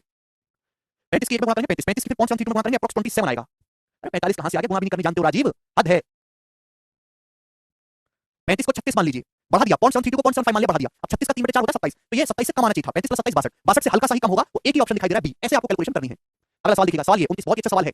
The length of shadow of a vertical tower on level ground increases by 8.4 metre when the altitude of the sun changes from 45 degree to 30 degree, what height of tower. जब सूरज का जो elevation angle है वो 45 degree से बदल के 30 degree होता है, तो जमीन पर एक मीनार की जो छाया जो शैडो है वो कितनी बढ़ जाती है, 8.4 मीटर बढ़ जाती है। तो आपसे पूछा टावर की हाइट कितनी है, बहुत ही बेसिक सवाल है मेरे दोस्तों। जैसे भाई ये मेरे दोस्तों आपका एक टावर है, अब शैडो बन रही है इसकी, सूरज का जो एलिवेशन एंगल है वो 45 डिग्री है मेरे प्यारे भाई। तो ये मीनार है, हमें नहीं पता मीनार कितनी लंबी है, यहाँ सूरज निकला हुआ है, शैडो इसकी पड़ रही है, तो 45 डिग्री एलिवेशन एंगल है सूरज का। तो शैडो कितनी बनी होगी, शैडो बनी होगी, और यहाँ की सूरज की किरण से आ रही है, तो इतनी लंबी शैडो बनेगी ना। अब क्या होता है, सन का एलिवेशन एंगल 45 डिग्री से बदल के 30 डिग्री हो जाता है, तो भैया 45 डिग्री से 30 डिग्री होगा तो शैडो की लंबाई बढ़ जाएगी ना मेरे दोस्तों। अब सूरज का जो एलिवेशन एंगल है वो 30 डिग्री हो गया, पहले शैडो कितनी लंबी बनी थी, इतनी लंबी, अब शैडो इतनी लंबी बनेगी, तो शैडो की लंबाई कितनी बढ़ेगी, तो आप कहोगे सर 8.4 मीटर शैडो की लंबाई बढ़ चुकी है। आप बोलोगे हाँ जी। आपसे पूछा टावर की हाइट कितना है, क्या नहीं कर सकते सवाल, उड़ उड़ के करना पड़ेगा भाई। इस लेंथ को मैं 1 मीटर मान लेता हूं कि माना ये लेंथ 1 है, तो ये भी 1 होगी ना, ये भी एक होगी 45 डिग्री के सामने 1 है तो ये भी 1 होगा। बड़े राइट एंगल को देखो 30 डिग्री के सामने 1 है, 30 डिग्री के सामने 1 है तो पूरा 60 है, 60 डिग्री के सामने होगा √3 यूनिट, 60 डिग्री के सामने √3 यूनिट होगा। ये √3 1 है तो कितना बचेगा √3 - 1 यूनिट आप बोलोगे जी सर, ये √3 - 1 यूनिट पूरा √3 1 है कितना बचेगा √3 - 1 यूनिट। तो √3 - 1 यूनिट की वैल्यू 8.4 मीटर है।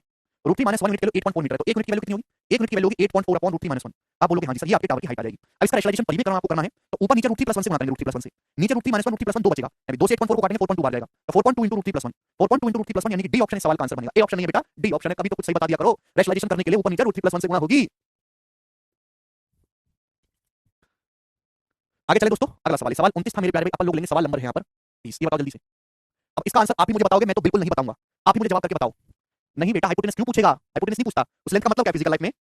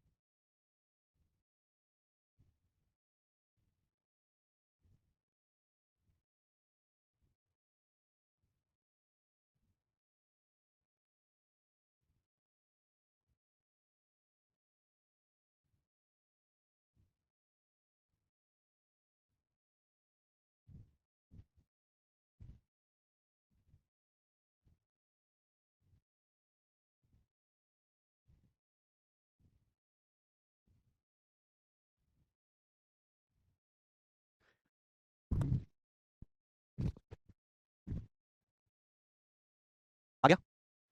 ए ऑप्शन सभी स्टूडेंट का आंसर आएगा 32.94। सेम इसी टाइप का क्वेश्चन है, बस यहाँ पे डायग्राम को थोड़ा सा चेंज किया गया है। अगला सवाल करेंगे मेरे दोस्तों, जल्दी जल्दी करेंगे। सवाल नंबर 30 था ये, अपन लोग लेंगे 31 नंबर। जी इसको करेंगे। यस बोला है ए और बी एक दीवार के एक तरफ खड़े हैं और ये पाते हैं कि दीवार के टॉप के एलिवेशन एंगल 45 और 60 डिग्री है। दीवार की हाइट 50 मीटर है तो आपसे पूछा ए और बी के बीच की दूरी कितनी है। तो ये मेरे दोस्तों एक दीवार है। सवाल के अकॉर्डिंग दीवार की हाइट है कितनी? तो दीवार की जो हाइट है वो 50 मीटर। आप बोलोगे जी सर तो दीवार के एक ही तरफ मेरे प्यारे भाई यहाँ पे एक ही तरफ दो पॉइंट है ए और बी, एक ही तरफ दो पॉइंट है ए और बी, और उस दीवार के टॉप के एलिवेशन एंगल 45 डिग्री और 60 डिग्री है। तो मेरे प्यारे भाई यहाँ से ये दो पॉइंट हो गए ए और बी, यहाँ से एलिवेशन एंगल 45 और 60 डिग्री, तो ये जो है 60 डिग्री का होगा और मेरे प्यारे भाई ये जो है आपका 45 डिग्री का होगा। बोलोगे जी सर बिल्कुल सही बात समझ में आ गई है। ए और बी के बीच की दूरी आपको बतानी नहीं कर सकते, 90 डिग्री है ये लेंथ, इसको 1 मान लेंगे। माने 1 है तो 60 डिग्री के सामने √3 बच्चों। आप बोलोगे जी सर अब 45 डिग्री के सामने लेंथ √3 है तो 45 डिग्री के सामने ये भी √3 होगा ना, 45 डिग्री के सामने ये भी √3 होगा, ये 1 है तो कितना बचेगा? तो आपका जवाब होगा सर √3 - 1 यूनिट बचेगा। बोलो 45 डिग्री के सामने √3 है तो 45 के सामने ये भी √3 होगा तो कितना बचेगा? √3 - 1। अब √3 की वैल्यू 50 मीटर है प्यारे भाई, तो 1 की वैल्यू कितनी होगी? 1 यूनिट की वैल्यू होगी 50/√3 ये होगी। और आपसे पूछा √3 - 1 यूनिट की वैल्यू तो मल्टीप्लाई बाय √3 - 1 ये आ गया। ये आंसर है। √3 की वैल्यू 50 मीटर है तो 1 की वैल्यू 50/√3, तो √3 - 1 की वैल्यू पूछे तो मल्टीप्लाई बाय √3 - 1, क्योंकि सवाल के जो है आंसर काफी दूर-दूर है मेरे दोस्तों, तो हम इसको एप्रोक्स में सॉल्व कर सकते हैं। ठीक, अब बताओ √3 - 1 क्या होता है? √3 - 1 तो एप्रोक्स होता है 0.732। अब 50 को जब √3 से डिवाइड करेंगे 50 √3 क्या होता है? √3 होता है 1.732 है भाई। अगर 70 की 51 होता मेरे प्यारे भाई, अगर यहाँ पे 50 की 51 होता तो लगभग 30 बार जाता, एप्रोक्स 30 बार जाता। क्योंकि मेरे दोस्तों 50 है कम हो गया, मेरी वैल्यू यहाँ ज्यादा हो गई है, यानी कि लगभग 30 बार ही जाएगा ये 30 बार तो जाएगा ना, एप्रोक्स 30 टाइम्स ही जाएगा। तो 30 के 0.732 में गुणा करेंगे तो 21, तो 21 के नजदीक आएगा मेरे प्यारे भाई। एक ही ऑप्शन आंसर है बी, ये हो जाएगा। तो इस तरीके से आपको कैलकुलेशन करनी है। कैलकुलेशन बहुत इंपॉर्टेंट रोल प्ले करता है कि आप कैसे करते हैं। अगला सवाल देखिएगा, सवाल आपके सामने यहाँ पर लास्ट 32 नंबर, ये करो जल्दी से बनाओ। 2 पॉइंट्स ए और बी वो ग्राउंड पे हैं और अपोजिट साइड है टावर के, ठीक है। A is closer to foot of the tower by 42 metre then B, ये मेंस का पूछा सवाल है। 2 पॉइंट है ए और बी वो जो ग्राउंड पे हैं टावर के अपोजिट साइड में। ए जो है वो बी से A is closer to foot of tower by 42 metre then B, A जो है वो बी की तुलना में टावर के 42 मीटर ज्यादा नजदीक है। मतलब बी जितना दूर है ना टावर से, ए उससे 42 मीटर कम दूरी पर है। ये एलिवेशन एंगल जो है टावर के ए और बी से ऑब्जर्व करने पर वो 60 और 45 डिग्री है। तो आपसे पूछा टावर की हाइट क्या है, क्लोजेस्ट एप्रोक्स टावर की ऊंचाई कितनी है। तो मेरे दोस्तों जैसे आपका टावर है ये हो गया जी टावर, अब यहाँ पे टावर के दोनों ही तरफ मेरे दोस्तों 2 पॉइंट दिए हुए हैं ए और बी, ए और बी। तो सवाल ने साफ-साफ बोला है कि दोनों जो वो है वो विपरीत साइड्स में है ए और बी। अब बोला क्या है? बोला ये है ए और बी से टावर के टॉप के जो एलिवेशन एंगल है 60 और 45 डिग्री है। तो टावर के टॉप एलिवेशन एंगल ए से 60 डिग्री है और बी से कितना है आपका? बी से 45 डिग्री है, 45 डिग्री। ठीक, अब सुनने वाली बात है कि ये जो पॉइंट ए है ये टावर से बी की तुलना में 42 मीटर जो है वो कम दूरी पर है। ये 42 मीटर अधिक नजदीक है ए टावर से बी की कंपैरिजन में। टावर की ऊंचाई आपसे पूछे लगभग, तो दो अलग-अलग ट्रायंगल है, दोनों ही राइट एंगल है बच्चों। भाई 45 डिग्री के सामने अगर 1 है तो 60 डिग्री के सामने आता है √3, तो मुझे 1 लेना है, 60 डिग्री के सामने √3 लेना है, तो क्यों ना 1 और √3 कैसे √3 ले लिया जाए। तो भैया मैंने इस लेंथ को √3 मान लिया कि माना ये लेंथ √3 है। अगर 60 डिग्री के सामने √3 है तो लेंथ कितनी आ जाएगी? 1 आ जाएगी। 30 डिग्री के सामने कितनी लेंथ हो जाएगी? 1। अगर 45 डिग्री के सामने लेंथ √3 है तो ये लेंथ भी कितनी हो जाएगी? √3 हो जाएगी। आप बोलोगे हां जी सर। अब बताओ ये जो पॉइंट ए टावर से कितनी दूरी पर है? 1 यूनिट की दूरी पर है। ये जो पॉइंट बी है टावर से कितनी दूरी पर है? √3 यूनिट की दूरी पर है। तो मेरे प्यारे पॉइंट ए जो है पॉइंट बी के कंपैरिजन में टावर से 42 मीटर ज्यादा नजदीक है। तो पॉइंट बी की टावर से दूरी है √3, जबकि पॉइंट ए की टावर से दूरी है 1, और इन दोनों का डिफरेंस इस सवाल में आपको 42 मीटर दे रखा है। 42 मीटर इन दोनों का डिफरेंस है ना। पॉइंट बी की टावर से दूरी कितनी? √3, जबकि पॉइंट ए की टावर से दूरी है 1, इन दोनों का डिफरेंस 42 मीटर है। तो √3 - 1 की वैल्यू 42 मीटर है, तो 1 यूनिट की वैल्यू कितनी आएगी? 1 यूनिट की वैल्यू आएगी 42/√3 - 1। आपसे टावर की हाइट पूछे, यानी कि टावर की हाइट रूट 3 यूनिट की वैल्यू पूछी है, तो रूट 3 यूनिट की वैल्यू आ जाएगी मेरे दोस्त यहाँ से मल्टीप्लाई बाय रूट 3 ये आ जाएगा। सवाल में एक्जैक्ट कैलकुलेशन करके पूछ रहा है, तो यहाँ पे आपको एप्रोक्स लेना पड़ेगा। रैशनलाइजेशन करेंगे अभी रूट 3 + 1 से मल्टीप्लाई करेंगे, रूट 3 + 1 से रूट 3 - 1 रूट 3 + 1 2 हो जाएगा, 2 से पहले जाएगा 21 बार जाएगा, है ना। रूट 3 + 1 से जब मल्टीप्लाई करोगे रूट 3 + 1 से, तो रूट 3 की जब रूट 3 + 1 में बनाओगे तो 3 + रूट 3 आएगा, 3 + रूट 3। आप बोलोगे जी सर बिल्कुल सही आएगा। बोलो रूट 3 की जब रूट 3 + 1 में गुणा करेंगे तो ये हो जाएगा 3 + रूट 3। अब बताओ मेरे दोस्तों रूट 3 कितना होता है, रूट 3 होता है 1.73, 1.73 और 4.72 हो जाएगा। आप बोलोगे जी सर बिल्कुल सही। तो 21 चौक 84, 84 प्लस है ना, 84 से तो बड़ा आएगा, है ना, 10.5 बड़ा होगा मेरे दोस्तों, यानी ये दोनों ऑप्शन तो हो नहीं सकते कभी। अब बी ऑप्शन देखना है और डी देखना है अभी। तो 21 7 147 होता है मेरे दोस्तों, यानी कि 14.7 बी से बड़ा ही आएगा, तो D option should be the correct answer. भाई अगर 21 की 7 में भी गुणा करूं कौन सा में, तो 21 7 147 होता है 14.7, तो 14.7 तो बड़ा ही आएगा ना, लगभग 15 पहुंच जाएगा, क्योंकि 0.72 है, तो 84 + 15 99, तो 99 से बड़ा ऑप्शन एक दिखाई दे रहा है अपन को, D, this should be the correct answer. बहुत ही बेहतरीन सवाल था विशाल, कम से कम गुणा तो आप ठीक से कर लो। तो मुझे लगता है कि आपको ये बात अच्छी तरीके से समझ में आ गई है प्यारे भाई। आज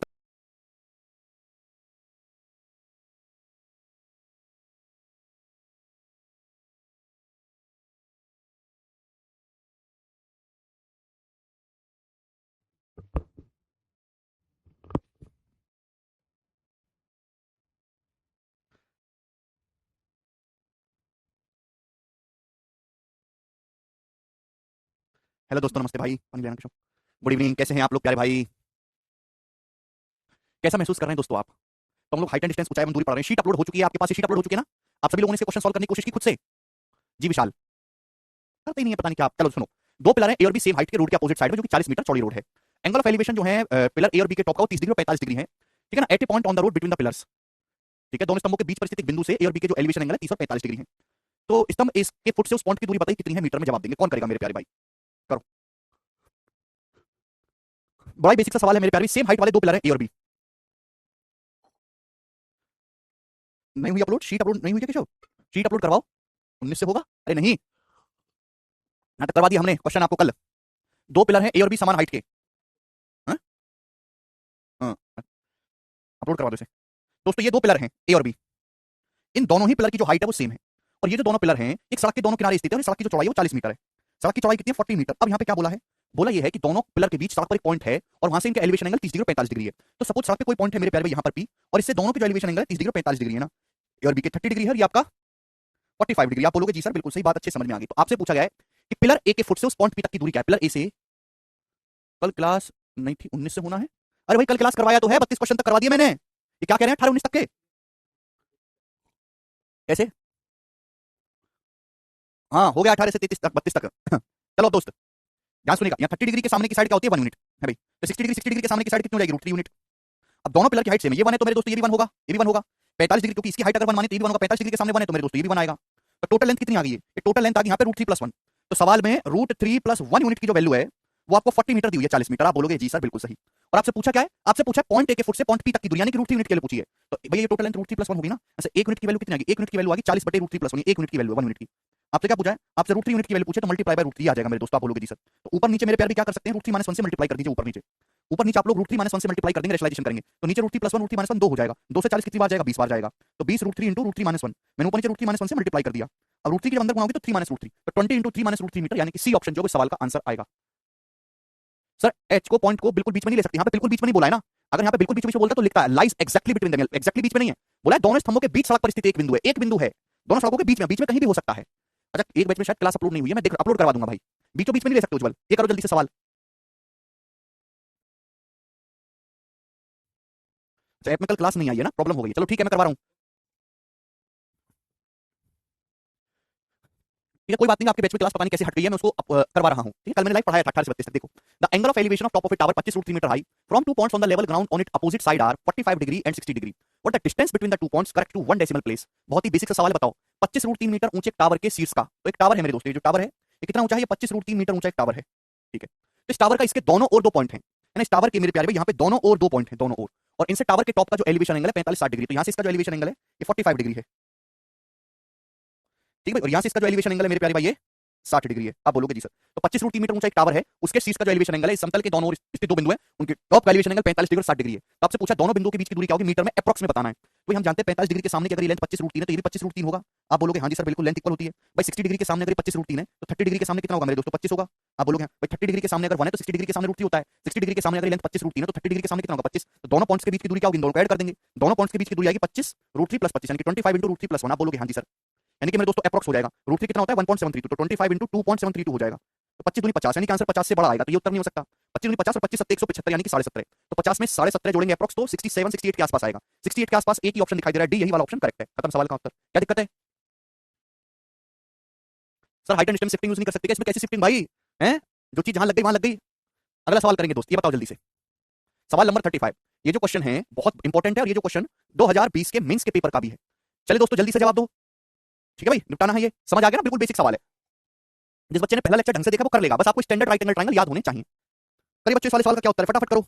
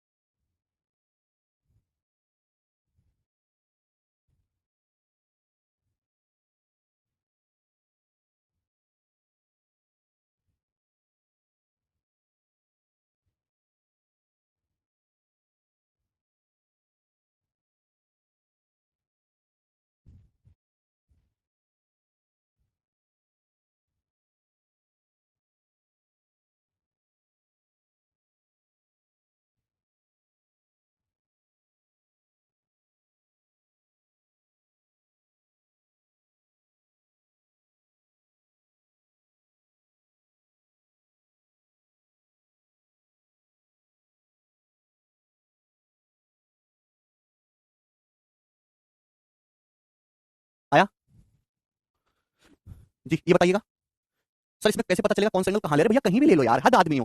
from the top of a hill 240 metre high, the angle of depression of the top and bottom of a pole are 30 degree and 60 degree respectively. The difference between the height of pole and its distance from the hill is. ठीक है ना, अजीब सी language है। पहाड़ी है, ये पहाड़ी है और ये पहाड़ी कितनी ऊंची है? ये पहाड़ी खुद 240 मीटर ऊंची है। तो सवाल में बोला कि पहाड़ी के टॉप से, पहाड़ी का टॉप हो गया, ये क्या है? ये पहाड़ी का टॉप है। पहाड़ी के टॉप से ये है पोल यानी कि खंबा, ये है पोल खंबा है ना, और ये हो गया मेरे दोस्तों ग्राउंड लेवल। तो बोला पहाड़ी के टॉप से इस पोल के टॉप का और बॉटम का डिप्रेशन एंगल 30-60 है। मतलब पहाड़ी के टॉप से, पहाड़ी का टॉप हो गया, ये खंबा है, खंबे के टॉप को देखो तो इसका डिप्रेशन एंगल 30 डिग्री है। ये डिप्रेशन एंगल क्या होता है? ये वाला एंगल, ये एंगल 30 डिग्री दिया है दोस्त। अगर ये 30 डिग्री है तो यहां पे आप सीधी रेखा खींचेंगे मेरे दोस्तों तो ये एंगल भी 30 डिग्री आएगा कि नहीं आएगा?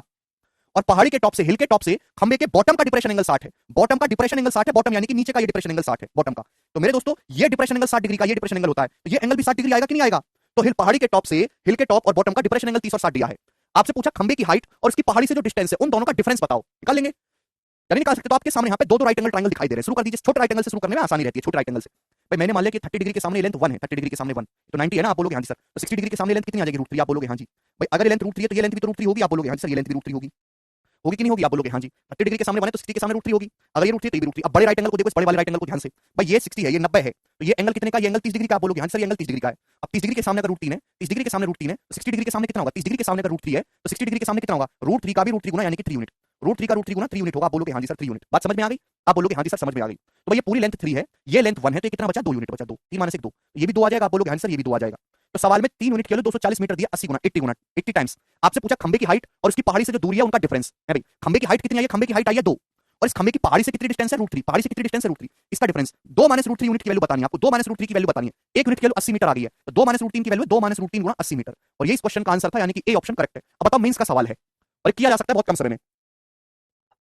मुझे लगता है कि आपको ये बात अच्छी तरीके से समझ में आ गई है। जल्दी करो मेरे दोस्तों, अगला क्वेश्चन। सवाल नंबर है आपके सामने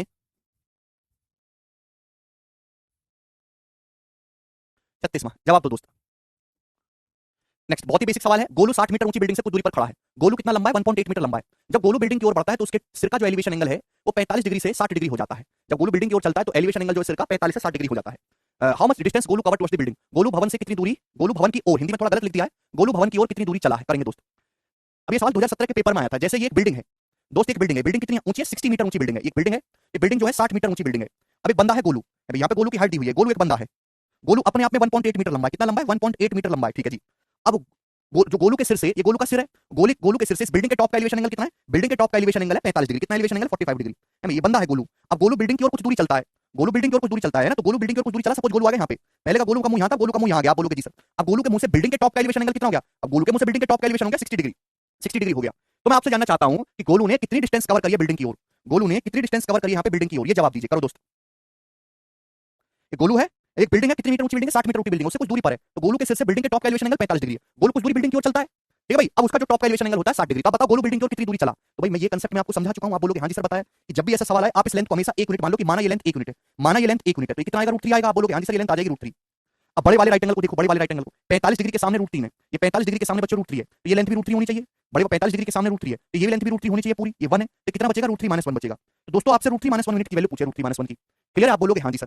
आप मुझे बताओ ये लेंथ है कितनी, पूरा बिल्डिंग थी 60 मीटर ऊंची, कितनी थी 60 मीटर ऊंची है, ये 1.8 है, तो भाई ये लेंथ भी यहां से यहां तक की 1.8 होगी। आप बोलोगे हां जी सर। तो √3 यूनिट की वैल्यू कितनी है 60 - 1.8 मीटर। √3 यूनिट की वैल्यू कितनी 60 - 1.8 मीटर। आप बोलोगे जी सर बिल्कुल सही। तो √3 यूनिट की वैल्यू जो है ये पूरा 60 था, 60 में से 1.8 माइनस करेंगे तो 1 यूनिट की वैल्यू क्या आएगी भाई 1 यूनिट की। अब देखिए √3 से मैं 60 को अगर काटूंगा तो 20 √3 आता है, 20 √3 आप बोलोगे जी सर माइनस √3 से 1.8 को काटूंगा तो 6 3 18 है ना, यानी कि 0.63 आएगा मेरे दोस्तों 0.63, और 20 में से 0.6 आप माइनस करेंगे तो 19.4 √3 आ गई। तो 1 यूनिट की जो वैल्यू है वो 19.4 √3 मीटर आ गई। या 1 यूनिट की वैल्यू आप बोलोगे जी सर ये आ गई। √3 यूनिट के लिए 60 - 1.8 है ना, √3 से भाग करेंगे 60 को 20 √3 बार जाएगा, 1.8 को भाग करेंगे ये बार जाएगा, तो 1 की वैल्यू आ गई 19.4 √3। आपसे √3 - 1 की वैल्यू पूछिए, तो √3 - 1 की वैल्यू कितनी आ जाएगी 19.4 √3 इंटू √3 - 1 मीटर। आप बोलोगे हाँ जी सर बिल्कुल सही बात समझ में आ गई है। तो 19.4 3 इंटू -√3 बी ऑप्शन सवाल का आंसर है। √3 की √3 में 3 -√3 19.4 3 -√3 मीटर इस सवाल का आंसर है। बहुत ही प्यारा सवाल था, सभी बच्चे समझ पाए। अगला क्वेश्चन करेंगे दोस्तों, सवाल नंबर है आपके सामने 37, ये बताएंगे जल्दी से इस क्वेश्चन का क्या आंसर है। ये सवाल सीडीएस के पेपर में आया है लेटेस्ट। सीडीएस के पेपर को बड़ा प्यारा हाइट एंड डिस्टेंस के उससे सवालों से हर एग्जाम में 2-3 क्वेश्चन देता है जी। करो जल्दी से क्या उत्तर है बच्चों। विशाल करें एसएससी सीटी में कितना रैंक लाएं कि एमईए मिले, है अंडर 200 रैंक लानी पड़ेगी। An aeroplane is observed to be approaching the airport. एक हवाई जहाज को हवाई अड्डे के पास आते देखा गया, ठीक है। It is at a distance of 10 kilometre from the point of observation. ये point of observation से जहां से आप देख रहे हो 10 किलोमीटर की दूरी पर है, और मेक्स एन एंगल, और थीटा का यूनियन कोण बनाता है। यहाँ पे थीटा का यूनियन कोण ये बनाता है, थीटा का। यदि हवाई जहाज जमीन से 8 किलोमीटर की ऊंचाई पर है तो आपसे पूछा निम्न में कौन सा ऑप्शन करेक्ट है जी। जवाब देंगे मेरे प्यारे भाई।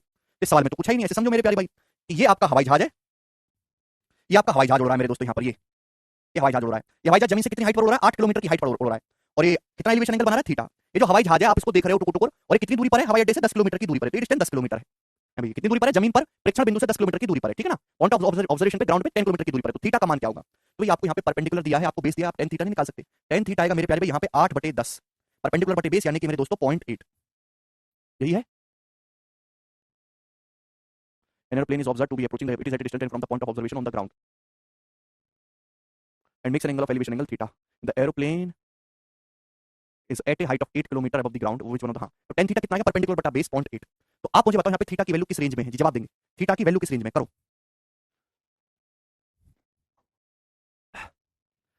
यार, सोच समझ के ढंग से बताइएगा। जमीन पर ऑब्जर्वेशन पॉइंट से, जमीन पर यहां से आप ऑब्जर्व कर रहे हो, जमीन पर ऑब्जर्वेशन पॉइंट से हवाई जहाज 10 किलोमीटर की दूरी पर है, ठीक है ना। जमीन पर ऑब्जर्वेशन पॉइंट से डिस्टेंस लेंगे 10 किलोमीटर की दूरी पर है, तो tan थीटा है परपेंडिकुलर बटा बेस 8/10।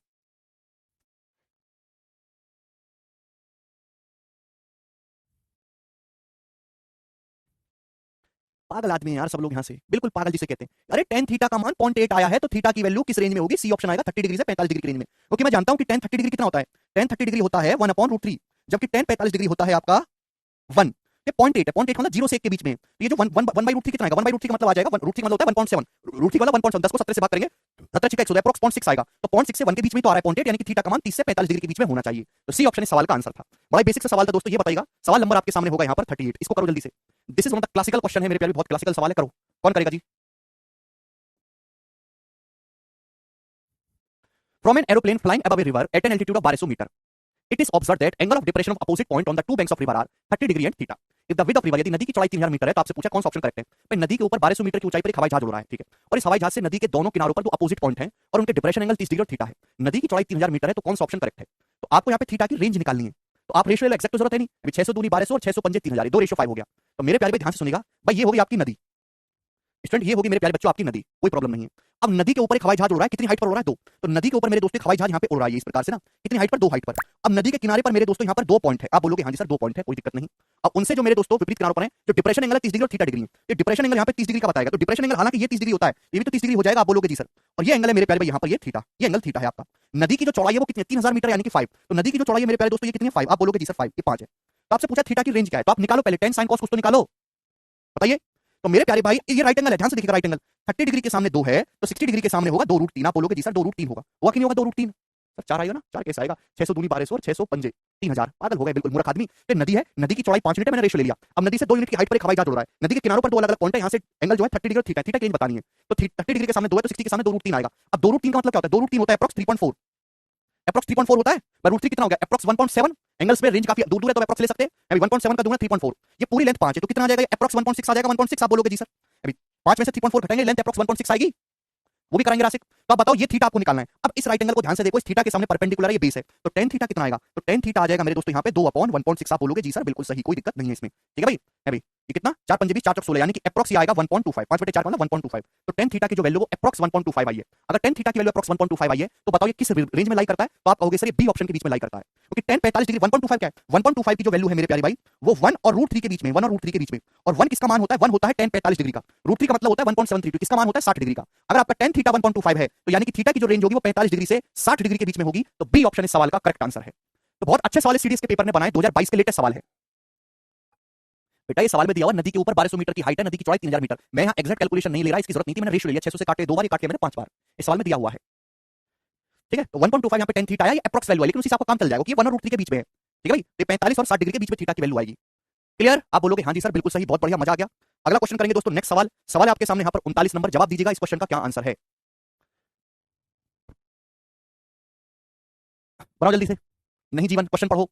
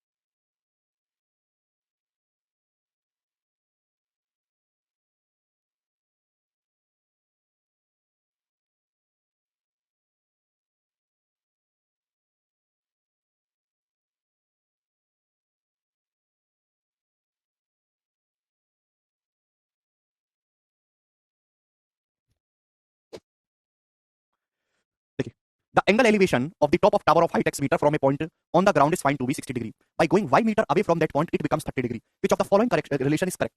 क्या आप ये सवाल समझ पा रहे हैं कि जमीन पर एक बिंदु से x मीटर ऊंचाई वाले टावर के टॉप का एलिवेशन एंगल 60 डिग्री है। तो भाई ये टावर है, अब जमीन पर एक पॉइंट है, इसके टॉप का एलिवेशन एंगल 60 डिग्री है, तो टावर है, ये टावर का टॉप हो गया। जमीन पर आप देख रहे हैं टावर की जो हाइट है वो कितनी है? x मीटर ऊंची टावर की हाइट है, इसका जो एलिवेशन एंगल है वो 60 डिग्री है। अब क्वेश्चन के अकॉर्डिंग उस पॉइंट से y मीटर दूर जाने पर, अब इस पॉइंट से आप y मीटर दूर गए, y मीटर दूर जाओगे साइड में, अब जो है आपका एलिवेशन एंगल 30 डिग्री हो जाता है। अब टावर के टॉप का जो एलिवेशन एंगल है वो यहां से कितना हो गया दोस्तों? 30 डिग्री हो गया। तो आपसे पूछा कौन सा रिलेशन इनमें से करेक्ट है, बच्चों जवाब देंगे। आप समझिएगा, यहाँ पे मेरे दोस्तों मैंने मान लिया कि ये लेंथ 1 है, तो ये लेंथ कितनी आ जाएगी बच्चों? ये लेंथ आपकी √3 आ जाएगी, मैं रेशियो की बात कर रहा हूँ, √3 आ जाएगी। बड़े वाले राइट एंगल को देखो, 30 के सामने √3 है, 30 के सामने √3 है, तो 60, 60 के सामने कितना आएगा? 60 के सामने आएगा पूरा 3, √3 का √3 टाइम्स 3 आएगा, ये पूरा 3 है, 3 में से 1 घटाएंगे तो कितना आएगा? 2। ये लेंथ 2 आ गई कि नहीं? आप बोलोगे हाँ जी सर ये वाली लेंथ आपकी 2 आएगी। तो मेरे दोस्तों x की लेंथ अगर √3 है तो y की लेंथ 2 आ गई। x से y का रेशियो देखो, अगर x की लेंथ √3 है तो y की लेंथ 2 आ गई, x/y आ गया, तो 2x किसके बराबर है? 2x बराबर आ गया √3y के, तो 2x बराबर √3y आ गया, यानी कि बी ऑप्शन करेक्ट है।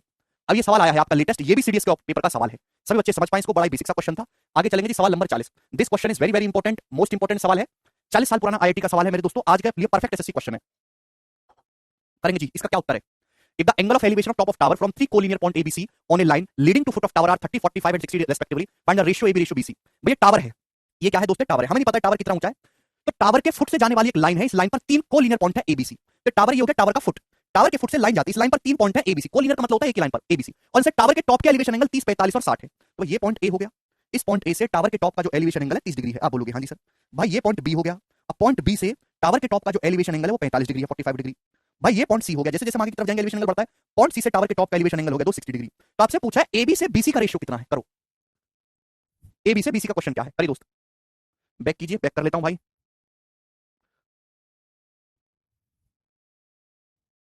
उतार लिया, चलो एबी से बीसी का रेशियो निकालना है। तो आपके पास दोस्तों ये क्या है? ये आपके पास एक टावर है, ठीक है दोस्त। अब इस टावर के फुट से जाने वाली एक लाइन है, इस पे 3 कोलिनियर पॉइंट है एबीसी, और इन तीनों से टावर के जो टॉप का एलिवेशन एंगल 30, 45, 60 है। एबी से बीसी का रेशियो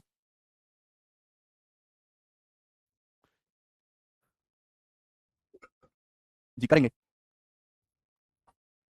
काफी सारे स्टूडेंट का आंसर आ भी गया, √3 रेशियो 1। अरे वाह यार, तुम तो बताने लगे, वेरी गुड प्यारे बच्चों, समझदार हैं आप लोग, वेरी गुड। नौकरी लगेगी कंफर्म आप लोगों की, √3 वेरी गुड। कैसे? मैंने आपसे बताया कि जब भी ऐसा सवाल आपसे पेपर में पूछा जाए तो आप इस लेंथ को हमेशा 1 यूनिट मान लो, कि माना ये लेंथ 1 है, इस लेंथ को हमेशा 1 यूनिट मान लो। तो भाई ये तो 90 डिग्री का है ना, अब ये देखो ये 60 है तो ये 30 बचेगा, 30 के सामने 1 है तो 60 के सामने हो जाएगा √3। आप बोलोगे जी सर √3। अब इसको देखो 45 डिग्री है, 45 डिग्री के सामने रूट 3 है, 45 डिग्री के सामने रूट 3 है, तो ये लेंथ भी रूट 3 हो जाएगी। आप बोलोगे हाँ जी सर ये लेंथ भी रूट 3 हो जाएगी। ठीक है, आप बोलोगे जी नौकरी लगेगी हमारी। भाई 30 डिग्री के सामने बच्चों रूट 3 है। मैं बड़े वाले ट्रायंगल को देखो, 30 डिग्री के सामने रूट 3 है, 30 डिग्री के सामने रूट 3 है, तो ये कितना है 60, ये कितना है 60।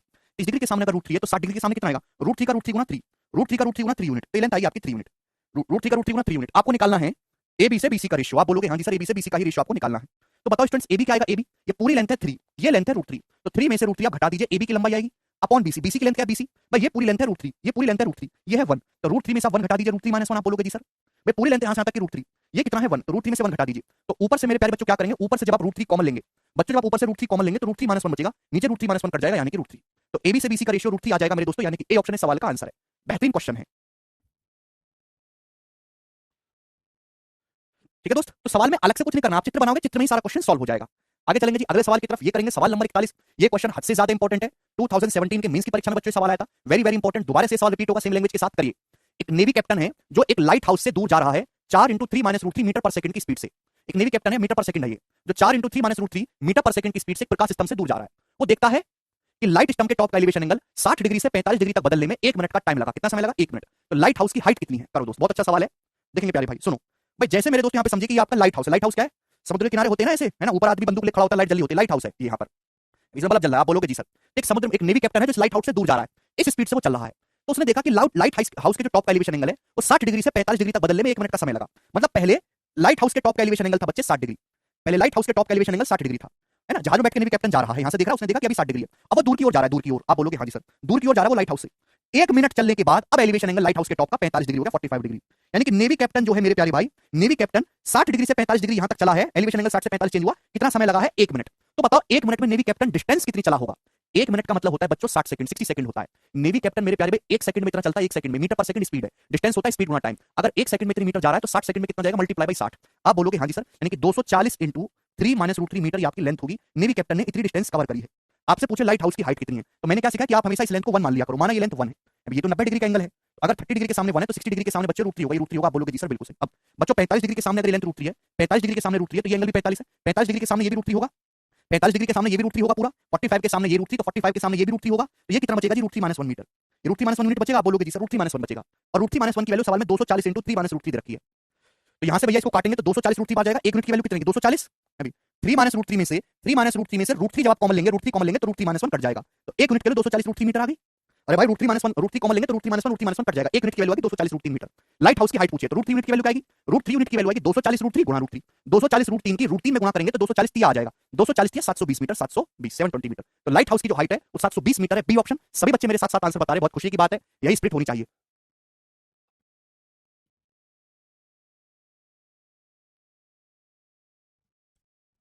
आया, मुझे लगता है कि आपको ये बात अच्छी तरीके से समझ में आ गई है। ठीक है अभिषेक, आगे चलेंगे अगले क्वेश्चन की तरफ, ये बताइएगा सवाल नंबर 42। नेक्स्ट करो स्टूडेंट, इस सवाल का क्या उत्तर है। ब्लॉक नहीं किया हूं विश्वजीत भाई, मैं आपको क्यों ब्लॉक करूंगा, आप तो मेरे बढ़िया भाई हो। चलिए दोस्त करिए।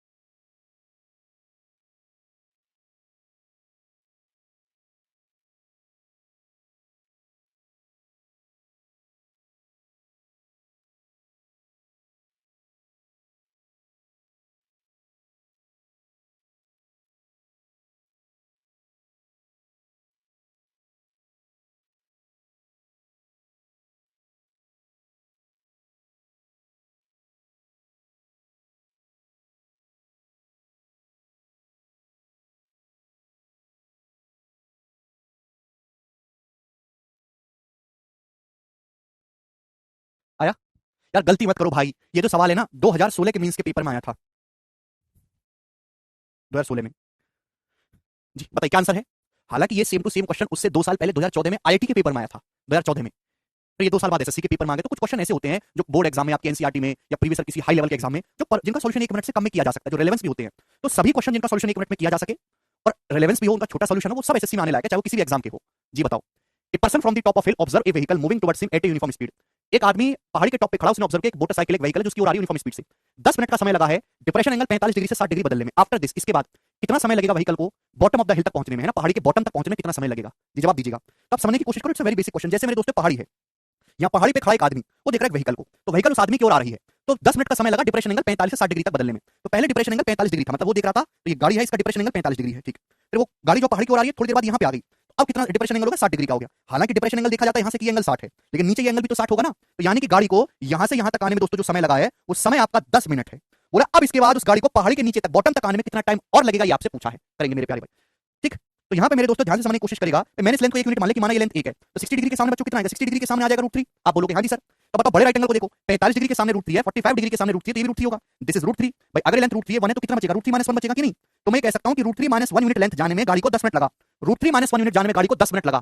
तो बस सवाल ये तो पूछा गया, तो बताओ 1 यूनिट जाने में कितना समय लगेगा? ये तो सवाल है। गाड़ी को √3 - 1 यूनिट डिस्टेंस जाने में 10 मिनट लगा है, तो 1 यूनिट डिस्टेंस जाने में गाड़ी को कितना समय लगेगा? भाई यहाँ से पहाड़ी के नीचे तक पहुंच रहा है, तो 1 यूनिट डिस्टेंस ही तो जाना है। अब अगर √3 - 1 यूनिट जाने में 10 मिनट लगा है, तो 1 यूनिट जाने में समय लगेगा 10 बटे √3 - 1 मिनट।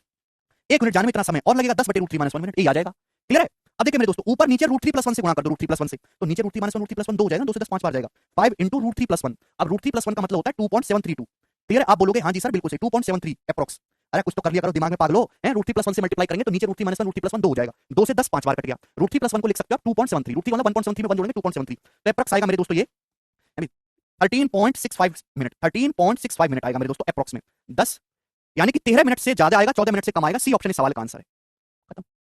13 मिनट से ज्यादा है और मेरे दोस्तों यहाँ पे 14 मिनट से कम है, तो सी ऑप्शन इसका करेक्ट आंसर है। 13 मिनट तो ही गया। अबे 0.65 मिनट है, 0.65 मिनट है, इसको सेकंड में कन्वर्ट करना है। सेकंड में कन्वर्ट करने का क्या मतलब है? 0.65 मिनट, इसको सेकंड में कैसे कन्वर्ट करेंगे? 0.65 को 0.65 का मतलब होता है 0.66, 0.65 का मतलब है 2.2/3 अप्रॉक्स। थोड़ा बुद्धि लगा लिया करो। 0.65 का मतलब है अप्रॉक्स 0.66, 0.66 का मतलब होता है 2/3, 2/3 मिनट, और 1 मिनट में 60 सेकंड होते हैं, तो 60 सेकंड का 2/3 करेंगे तो लगभग 40 सेकंड पहुंच रहे हैं कि नहीं? तो यही आंसर है। समझ में आया? अरे आशीष, √3 - 1 यूनिट जाने में 10 मिनट लगा, तो 1 यूनिट जाने में कितना समय लगेगा? 2 किलोमीटर जाने में तुमको आधा घंटा लगा है, तो 1 किलोमीटर जाने में कितना मिनट लगेगा? नहीं बता सकते? बिल्कुल बुद्धि बेच खाइए क्या? नहीं बता सकते तो किसी रिक्शा वाले से पूछ लो बाहर, जो ऑटो चला रहा है वो बता देगा तुम्हें, और से बोल देना भाई मैं पढ़ा लिखा पढ़ूं, रिक्शे पर असिस्टेंट रखेगा क्या अतरा आदमी है? हद हो गई इनको।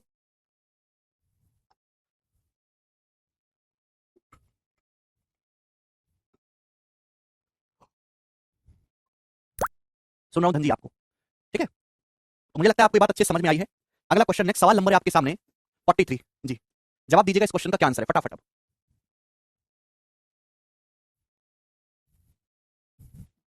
बिल्कुल बेकार हो तुम, ना तुमको हिसाब किताब आता, ना तुम्हारे शरीर में इतनी ताकत है कि तुम रिक्शा पिक्सा चला पाओ। मोनू कह रहे 2/3 कैसे हो गया? बेटे मोनू 0.3333 होता है 1/3, 0.6666 होता है 2/3, ये 0.65 था, 0.65 को अप्रॉक्स 0.66 कह सकते हैं, और 0.66 का मतलब होता है 2/3 है। 2 किलोमीटर जाने में अगर आपको आधा घंटा लग रहा है, तो जाहिर सी बात है 1 किलोमीटर जाने में आधे घंटे का भी बटे 2 यानी कि 15 मिनट लगेगा। √3 - 1 यूनिट डिस्टेंस जाने में 10 मिनट लग रहा है, तो 1 यूनिट जाने में कितना लगेगा? 10 बटे √3 - 1 मिनट। √3 - 1 यूनिट डिस्टेंस जाने में 10 मिनट लग रहा है, तो 1 यूनिट जाने में कितना समय लगेगा? 10 बटे √3 - 1। इसी काम के नहीं हो तुम, इसी काम के नहीं। भारत की धरती पर बोझ हो, एकदम बोझ, केवल अन्न खत्म कर रहे हो देश का, और कोई काम नहीं तुम्हारा आज तक। सर एंगल नेगेटिव ही हो सकता है, वाह बेटे वाह।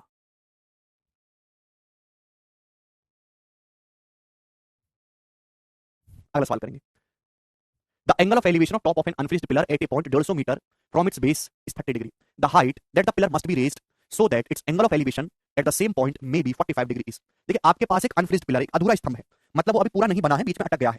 जब आप सरकारी अफसर बन जाओगे आप भी अटकाने का काम करोगे। अभी ये एक अधूरा पिलर है, ये भी पूरा नहीं बना है, तो इसके टॉप का जो एलिवेशन एंगल है, इसके बेस से 150 मीटर की दूरी पर किसी पॉइंट से 30 डिग्री है। ये पिलर है, एक अधूरा आधा अधूरा बना है, इसके बेस से 150 मीटर की दूरी पर सपोज कोई पॉइंट पी है, और इस पॉइंट से इस पिलर के टॉप का जो एलिवेशन एंगल है वो 30 डिग्री का, कितने डिग्री का? 30 डिग्री का। बोला है इस पिलर की हाइट को कितना बढ़ाना चाहिए, जैसे कि सेम पॉइंट से यहां से टाइप चेंज हो रहा है, सेम उसी पॉइंट से पिलर के टॉप का एलिवेशन एंगल 45 डिग्री हो जाए। इस पिलर की हाइट को सपोज हमें इतना बढ़ाना चाहिए, हाइट हमको बढ़ानी चाहिए, जैसे कि सेम इसी पॉइंट से अब इस पिलर के टॉप का जो एलिवेशन एंगल है वो कितना हो जाए मेरे प्यारे भाई? 45 डिग्री हो जाए, 45 डिग्री हो जाए। आप बोलोगे हाँ जी सर बिल्कुल सही बात समझ, तो कितना बढ़ाना पड़ेगा? तो बेसिकली आपके पास यहाँ पे 2 राइट एंगल ट्रायंगल है, दोनों को सॉल्व करना है। तो मेरे दोस्तों ये एंगल है 90 डिग्री, ठीक है। आप बोलोगे जी सर बहुत बढ़िया, तो ये तो 60 है, आप बोलोगे हाँ जी सर 60। अगर 60 डिग्री के सामने 150 मीटर है तो 30 डिग्री के सामने होगा 150 बटे रूट 3। 150 बटे रूट 3 मतलब 50 रूट 3 मीटर, ये आएगा।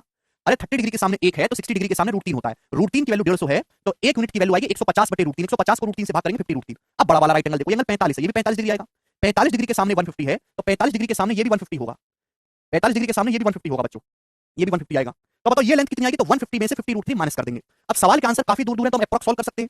भाई रूट 3 कितना होता है? रूट 3 होता है अप्रॉक्स 1.732 ना, 17 पंजे 85, ठीक है ना, 85 86 के नजदीक आ जाएगा, अप्रॉक्स 86 के आसपास। रूट 3 कितना होता है? 1.73, उसकी 50 में गुणा करेंगे तो अप्रॉक्स 86 आएगा। तो कितनी हाइट बढ़ानी होगी? 150 में से जब आप 86 माइनस करेंगे तो 64, यानी कि पिलर की हाइट को हमें लगभग 64 मीटर बढ़ाना पड़ेगा, और लगभग 64 एक ही आंसर है ए। तो ए ऑप्शन इस सवाल का करेक्ट आंसर आ जाएगा। हद बेवकूफ आदमी, इतने दूर दूर ऑप्शन है फिर भी ये कैलकुलेशन नहीं कर पाते, पता नहीं कौन सी चक्की का ये आटा खा रहे हैं। भाई तुम ना केवल जीएस पढ़ा करो, भगवान ने जीएस पढ़ने लायक तुमको दिमाग दिया है कि अकबर का बाप गजनी था, गजनी का बाप मोहम्मद था, ये याद कर लो। गणित पढ़ने लायक बुद्धि नहीं दी भगवान ने तुम्हें। अच्छा लो है, ये 150 है, ये 50 रूट 3 है 86, तो 150 में से 86 घटाइए कितना बचेगा? लगभग 64। तो ऑप्शन नंबर ए इस क्वेश्चन का करेक्ट आंसर है। अगला सवाल, सवाल नंबर है जी आपके सामने यहां पर 44 नंबर। ये करिए जल्दी से, इस क्वेश्चन का क्या आंसर है? टाइप बदल दिया मैंने, ये है ना।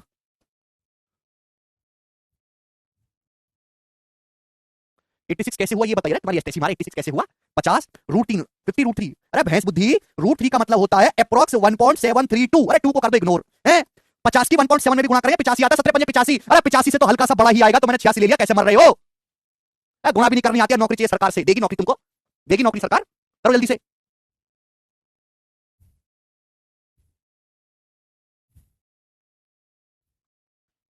ऑप्शन इतने दूर दूर हैं, दवा के शॉर्टकट कर सकते हैं।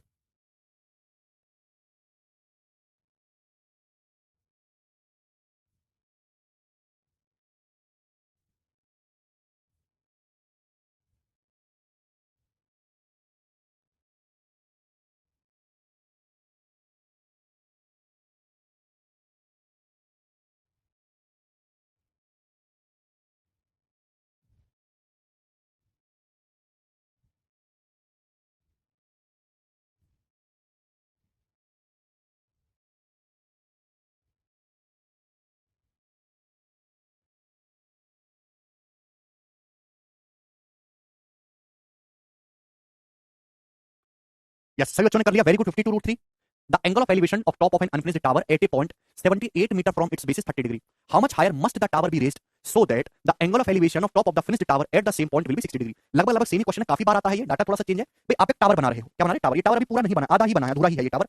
अब ठीक है, सवाल में क्या बोला है कि इसके बेस से, इसके बेस से 78 मीटर की दूरी पर कोई पॉइंट है पी, और इस पॉइंट पी से टावर के जो टॉप है उसका एलिवेशन एंगल बच्चों 30 डिग्री है, 30 डिग्री 30 डिग्री है। अब ये बोला गया है कि बताओ टावर की हाइट को कितना बढ़ाना चाहिए जिससे कि सेम उसी पॉइंट से टावर के टॉप का एलिवेशन एंगल 60 डिग्री हो जाए। तो भैया सपोज टावर की हाइट को आप इतना बढ़ा रहे हो, इतना टावर की हाइट को आप बढ़ाओगे तो सेम इसी पॉइंट पी से टावर के टॉप का जो एलिवेशन एंगल है कितना बन जाना चाहिए? ये 60 डिग्री बन जाना चाहिए। तो आप लोग कितनी टावर की हाइट बढ़ानी पड़ेगी, यही तो पूछा है। तो मेरे दोस्तों आपके सामने यहाँ पे दो राइट एंगल ट्रायंगल, दोनों में काम करना, पहले छोटे राइट एंगल में फिर बड़े में। अब ये 90 डिग्री है दोस्तों, अब सुनो दोस्तों, ये 30 है तो ये बात का जवाब दो, 30 डिग्री है 60। बताइए दोस्तों, 60 डिग्री के सामने अगर 78 मीटर है तो 30 डिग्री के सामने कितना होगा? 30 डिग्री के सामने होगा 78 अपॉन रूट 3। 60 डिग्री के सामने 78 है तो 30 डिग्री के सामने कितना होगा? 78 अपॉन रूट 3।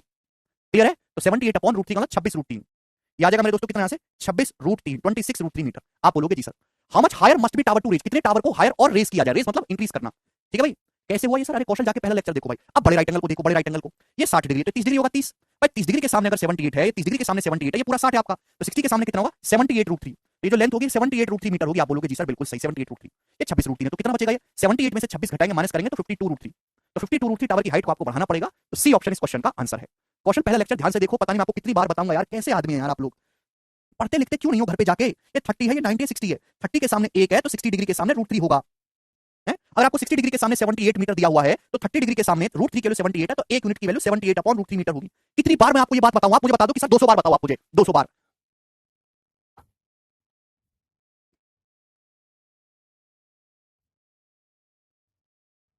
अगला सवाल, सवाल है आपके सामने 45 नंबर, करो जल्दी से, क्या आंसर है?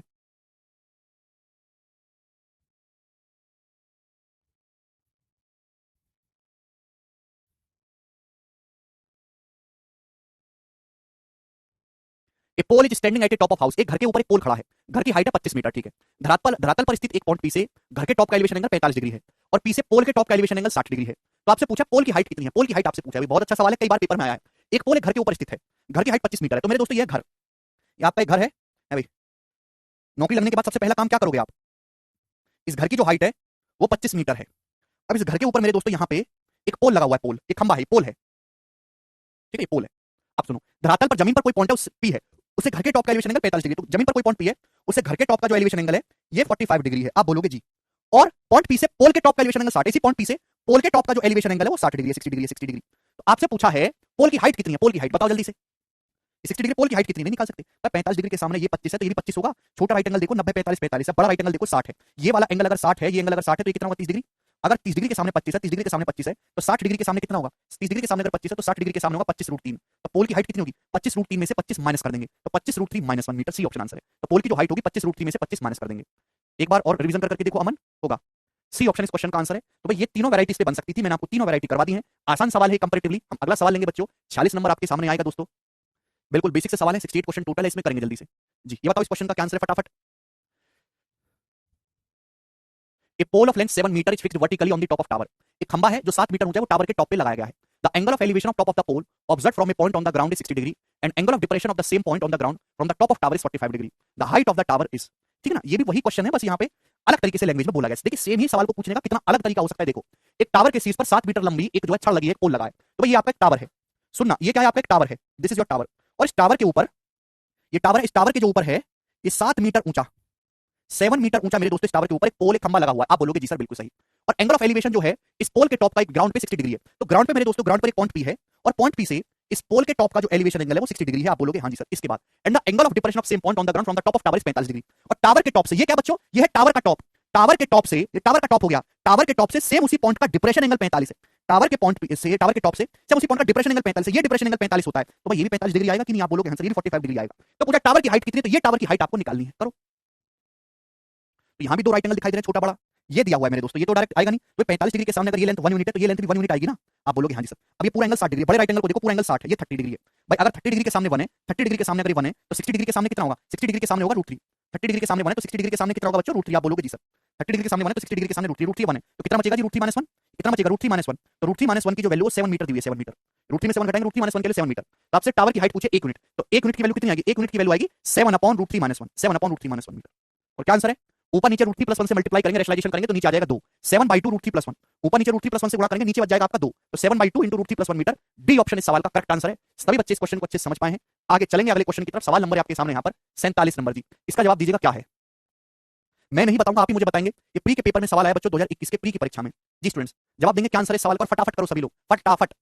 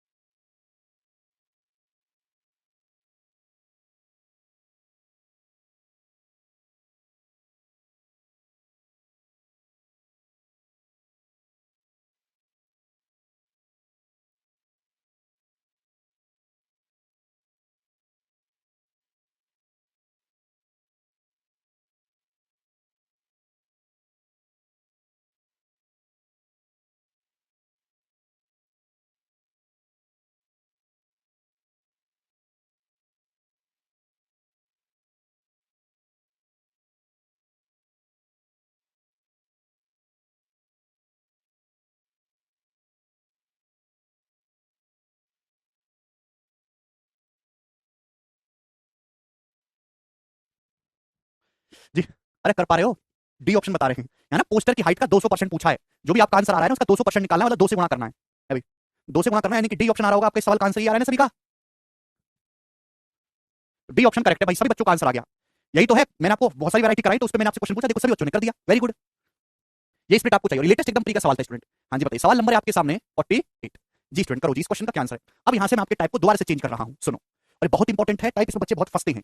From the top of house A in a street, the angle of elevation and depression of the top and foot of another house B on the opposite side of street are 60 degree and 45 degree respectively.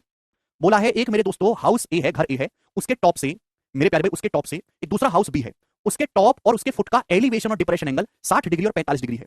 अगर house ए की height 36 metre है तो house B की height बताओ। Option से देख सकते हैं, हाउस ए की हाइट 36 है, बी की हाइट पूछी है, और सारे ऑप्शन 36 से ज्यादा, यानी कि हाउस बी बड़ा होगा, ऊंचा होगा।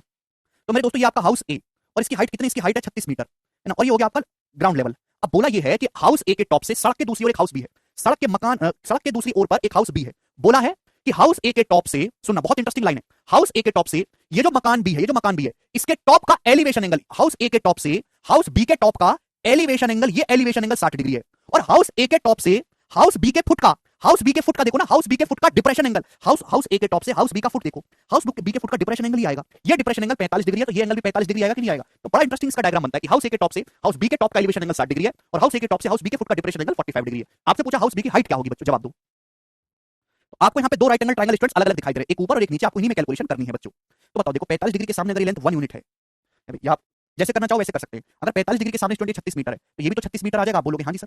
भाई ये भी 36 मीटर आ जाएगा, आप बोलोगे हाँ जी। 45 डिग्री के सामने 36 है, ये भी 36 आ जाएगा, ये देखो भाई 30 डिग्री 30 डिग्री, भाई 30 डिग्री के सामने अगर ये 36 है तो 60 डिग्री के सामने आएगा 36√3, ये 36√3 हो जाएगा, आप बोलोगे जी सर। अब प्यारे भाई ये कितना है, आप बोलोगे सर ये हाउस ए की हाइट 36 है, अगर ये 36 है तो ये लेंथ भी तो कितनी होगी, ये भी तो 36 होगी, 36। तो हाउस बी की टोटल हाइट कितनी होगी, हाउस बी की टोटल हाइट आ गई 36 × √3+1, 36√3 + 36, 36√3+1, ये आपके हाउस बी की टोटल हाइट आ गई बच्चों ना, √3+1। तो मेरे प्यारे √3 कितना होता है, √3 होता है अप्रॉक्स 1.732, तो 1.732 में 1 जोड़ेंगे तो 36 × 2.732 ये आ जाएगा। क्लियर है, आप बोलोगे जी सर। अब देखिए आंसर काफी दूर दूर है तो हम अप्रॉक्स कर सकते हैं। अब देखिएगा यहाँ पे 36 दूनी 72, ये चला जाएगा, आप बोलोगे हाँ जी सर 72, और 36 की गुणा करनी है 0.732 में, 36 की 0.732 में गुणा करनी है। अब बताओ 36 की 0.732 में गुणा करने पर आएगा कितना, अगर 36 का 3/4 भी निकालें, अच्छा ये 98 तो आएगा नहीं मेरे प्यारे भाई, ये ऑप्शन बता रहे 98, भाई 98 तो आ ही नहीं सकता, अच्छा हाँ आ सकता है, ये 7 2 9 और ये नहीं, 98 मीटर तो आएगा ही नहीं कभी भी। 36 में 3 आता है, 3 का मल्टीपल, यार तुम पागल हो, हैं पागल हो। इस सवाल के आंसर अप्रॉक्स है, और अप्रॉक्स जब भी आए तो मल्टीपल फल्टीपल नहीं चेक करते।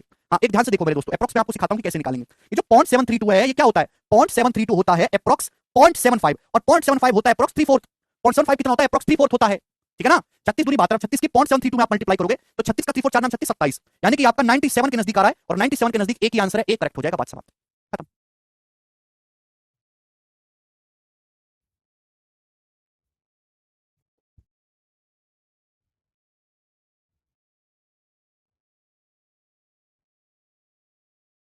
ठीक है भाई, तो बड़ा बेसिक सवाल है, पता है कैसे, 36 दूनी 72, 36 की ना अलग अलग गुणा करो, 2.73 को ऐसे देखा करो कि 2 + 0.73 है, दो में अलग गुणा करो, 0.732 में अलग गुणा करो, 36 दूनी 72, अब 36 की 0.732 में गुणा करेंगे 27 आएगा, अप्रॉक्स 99, 97 98 के नजदीक एक ही ऑप्शन आ रहा है, एक तो यही वाला ऑप्शन करेक्ट हो जाएगा।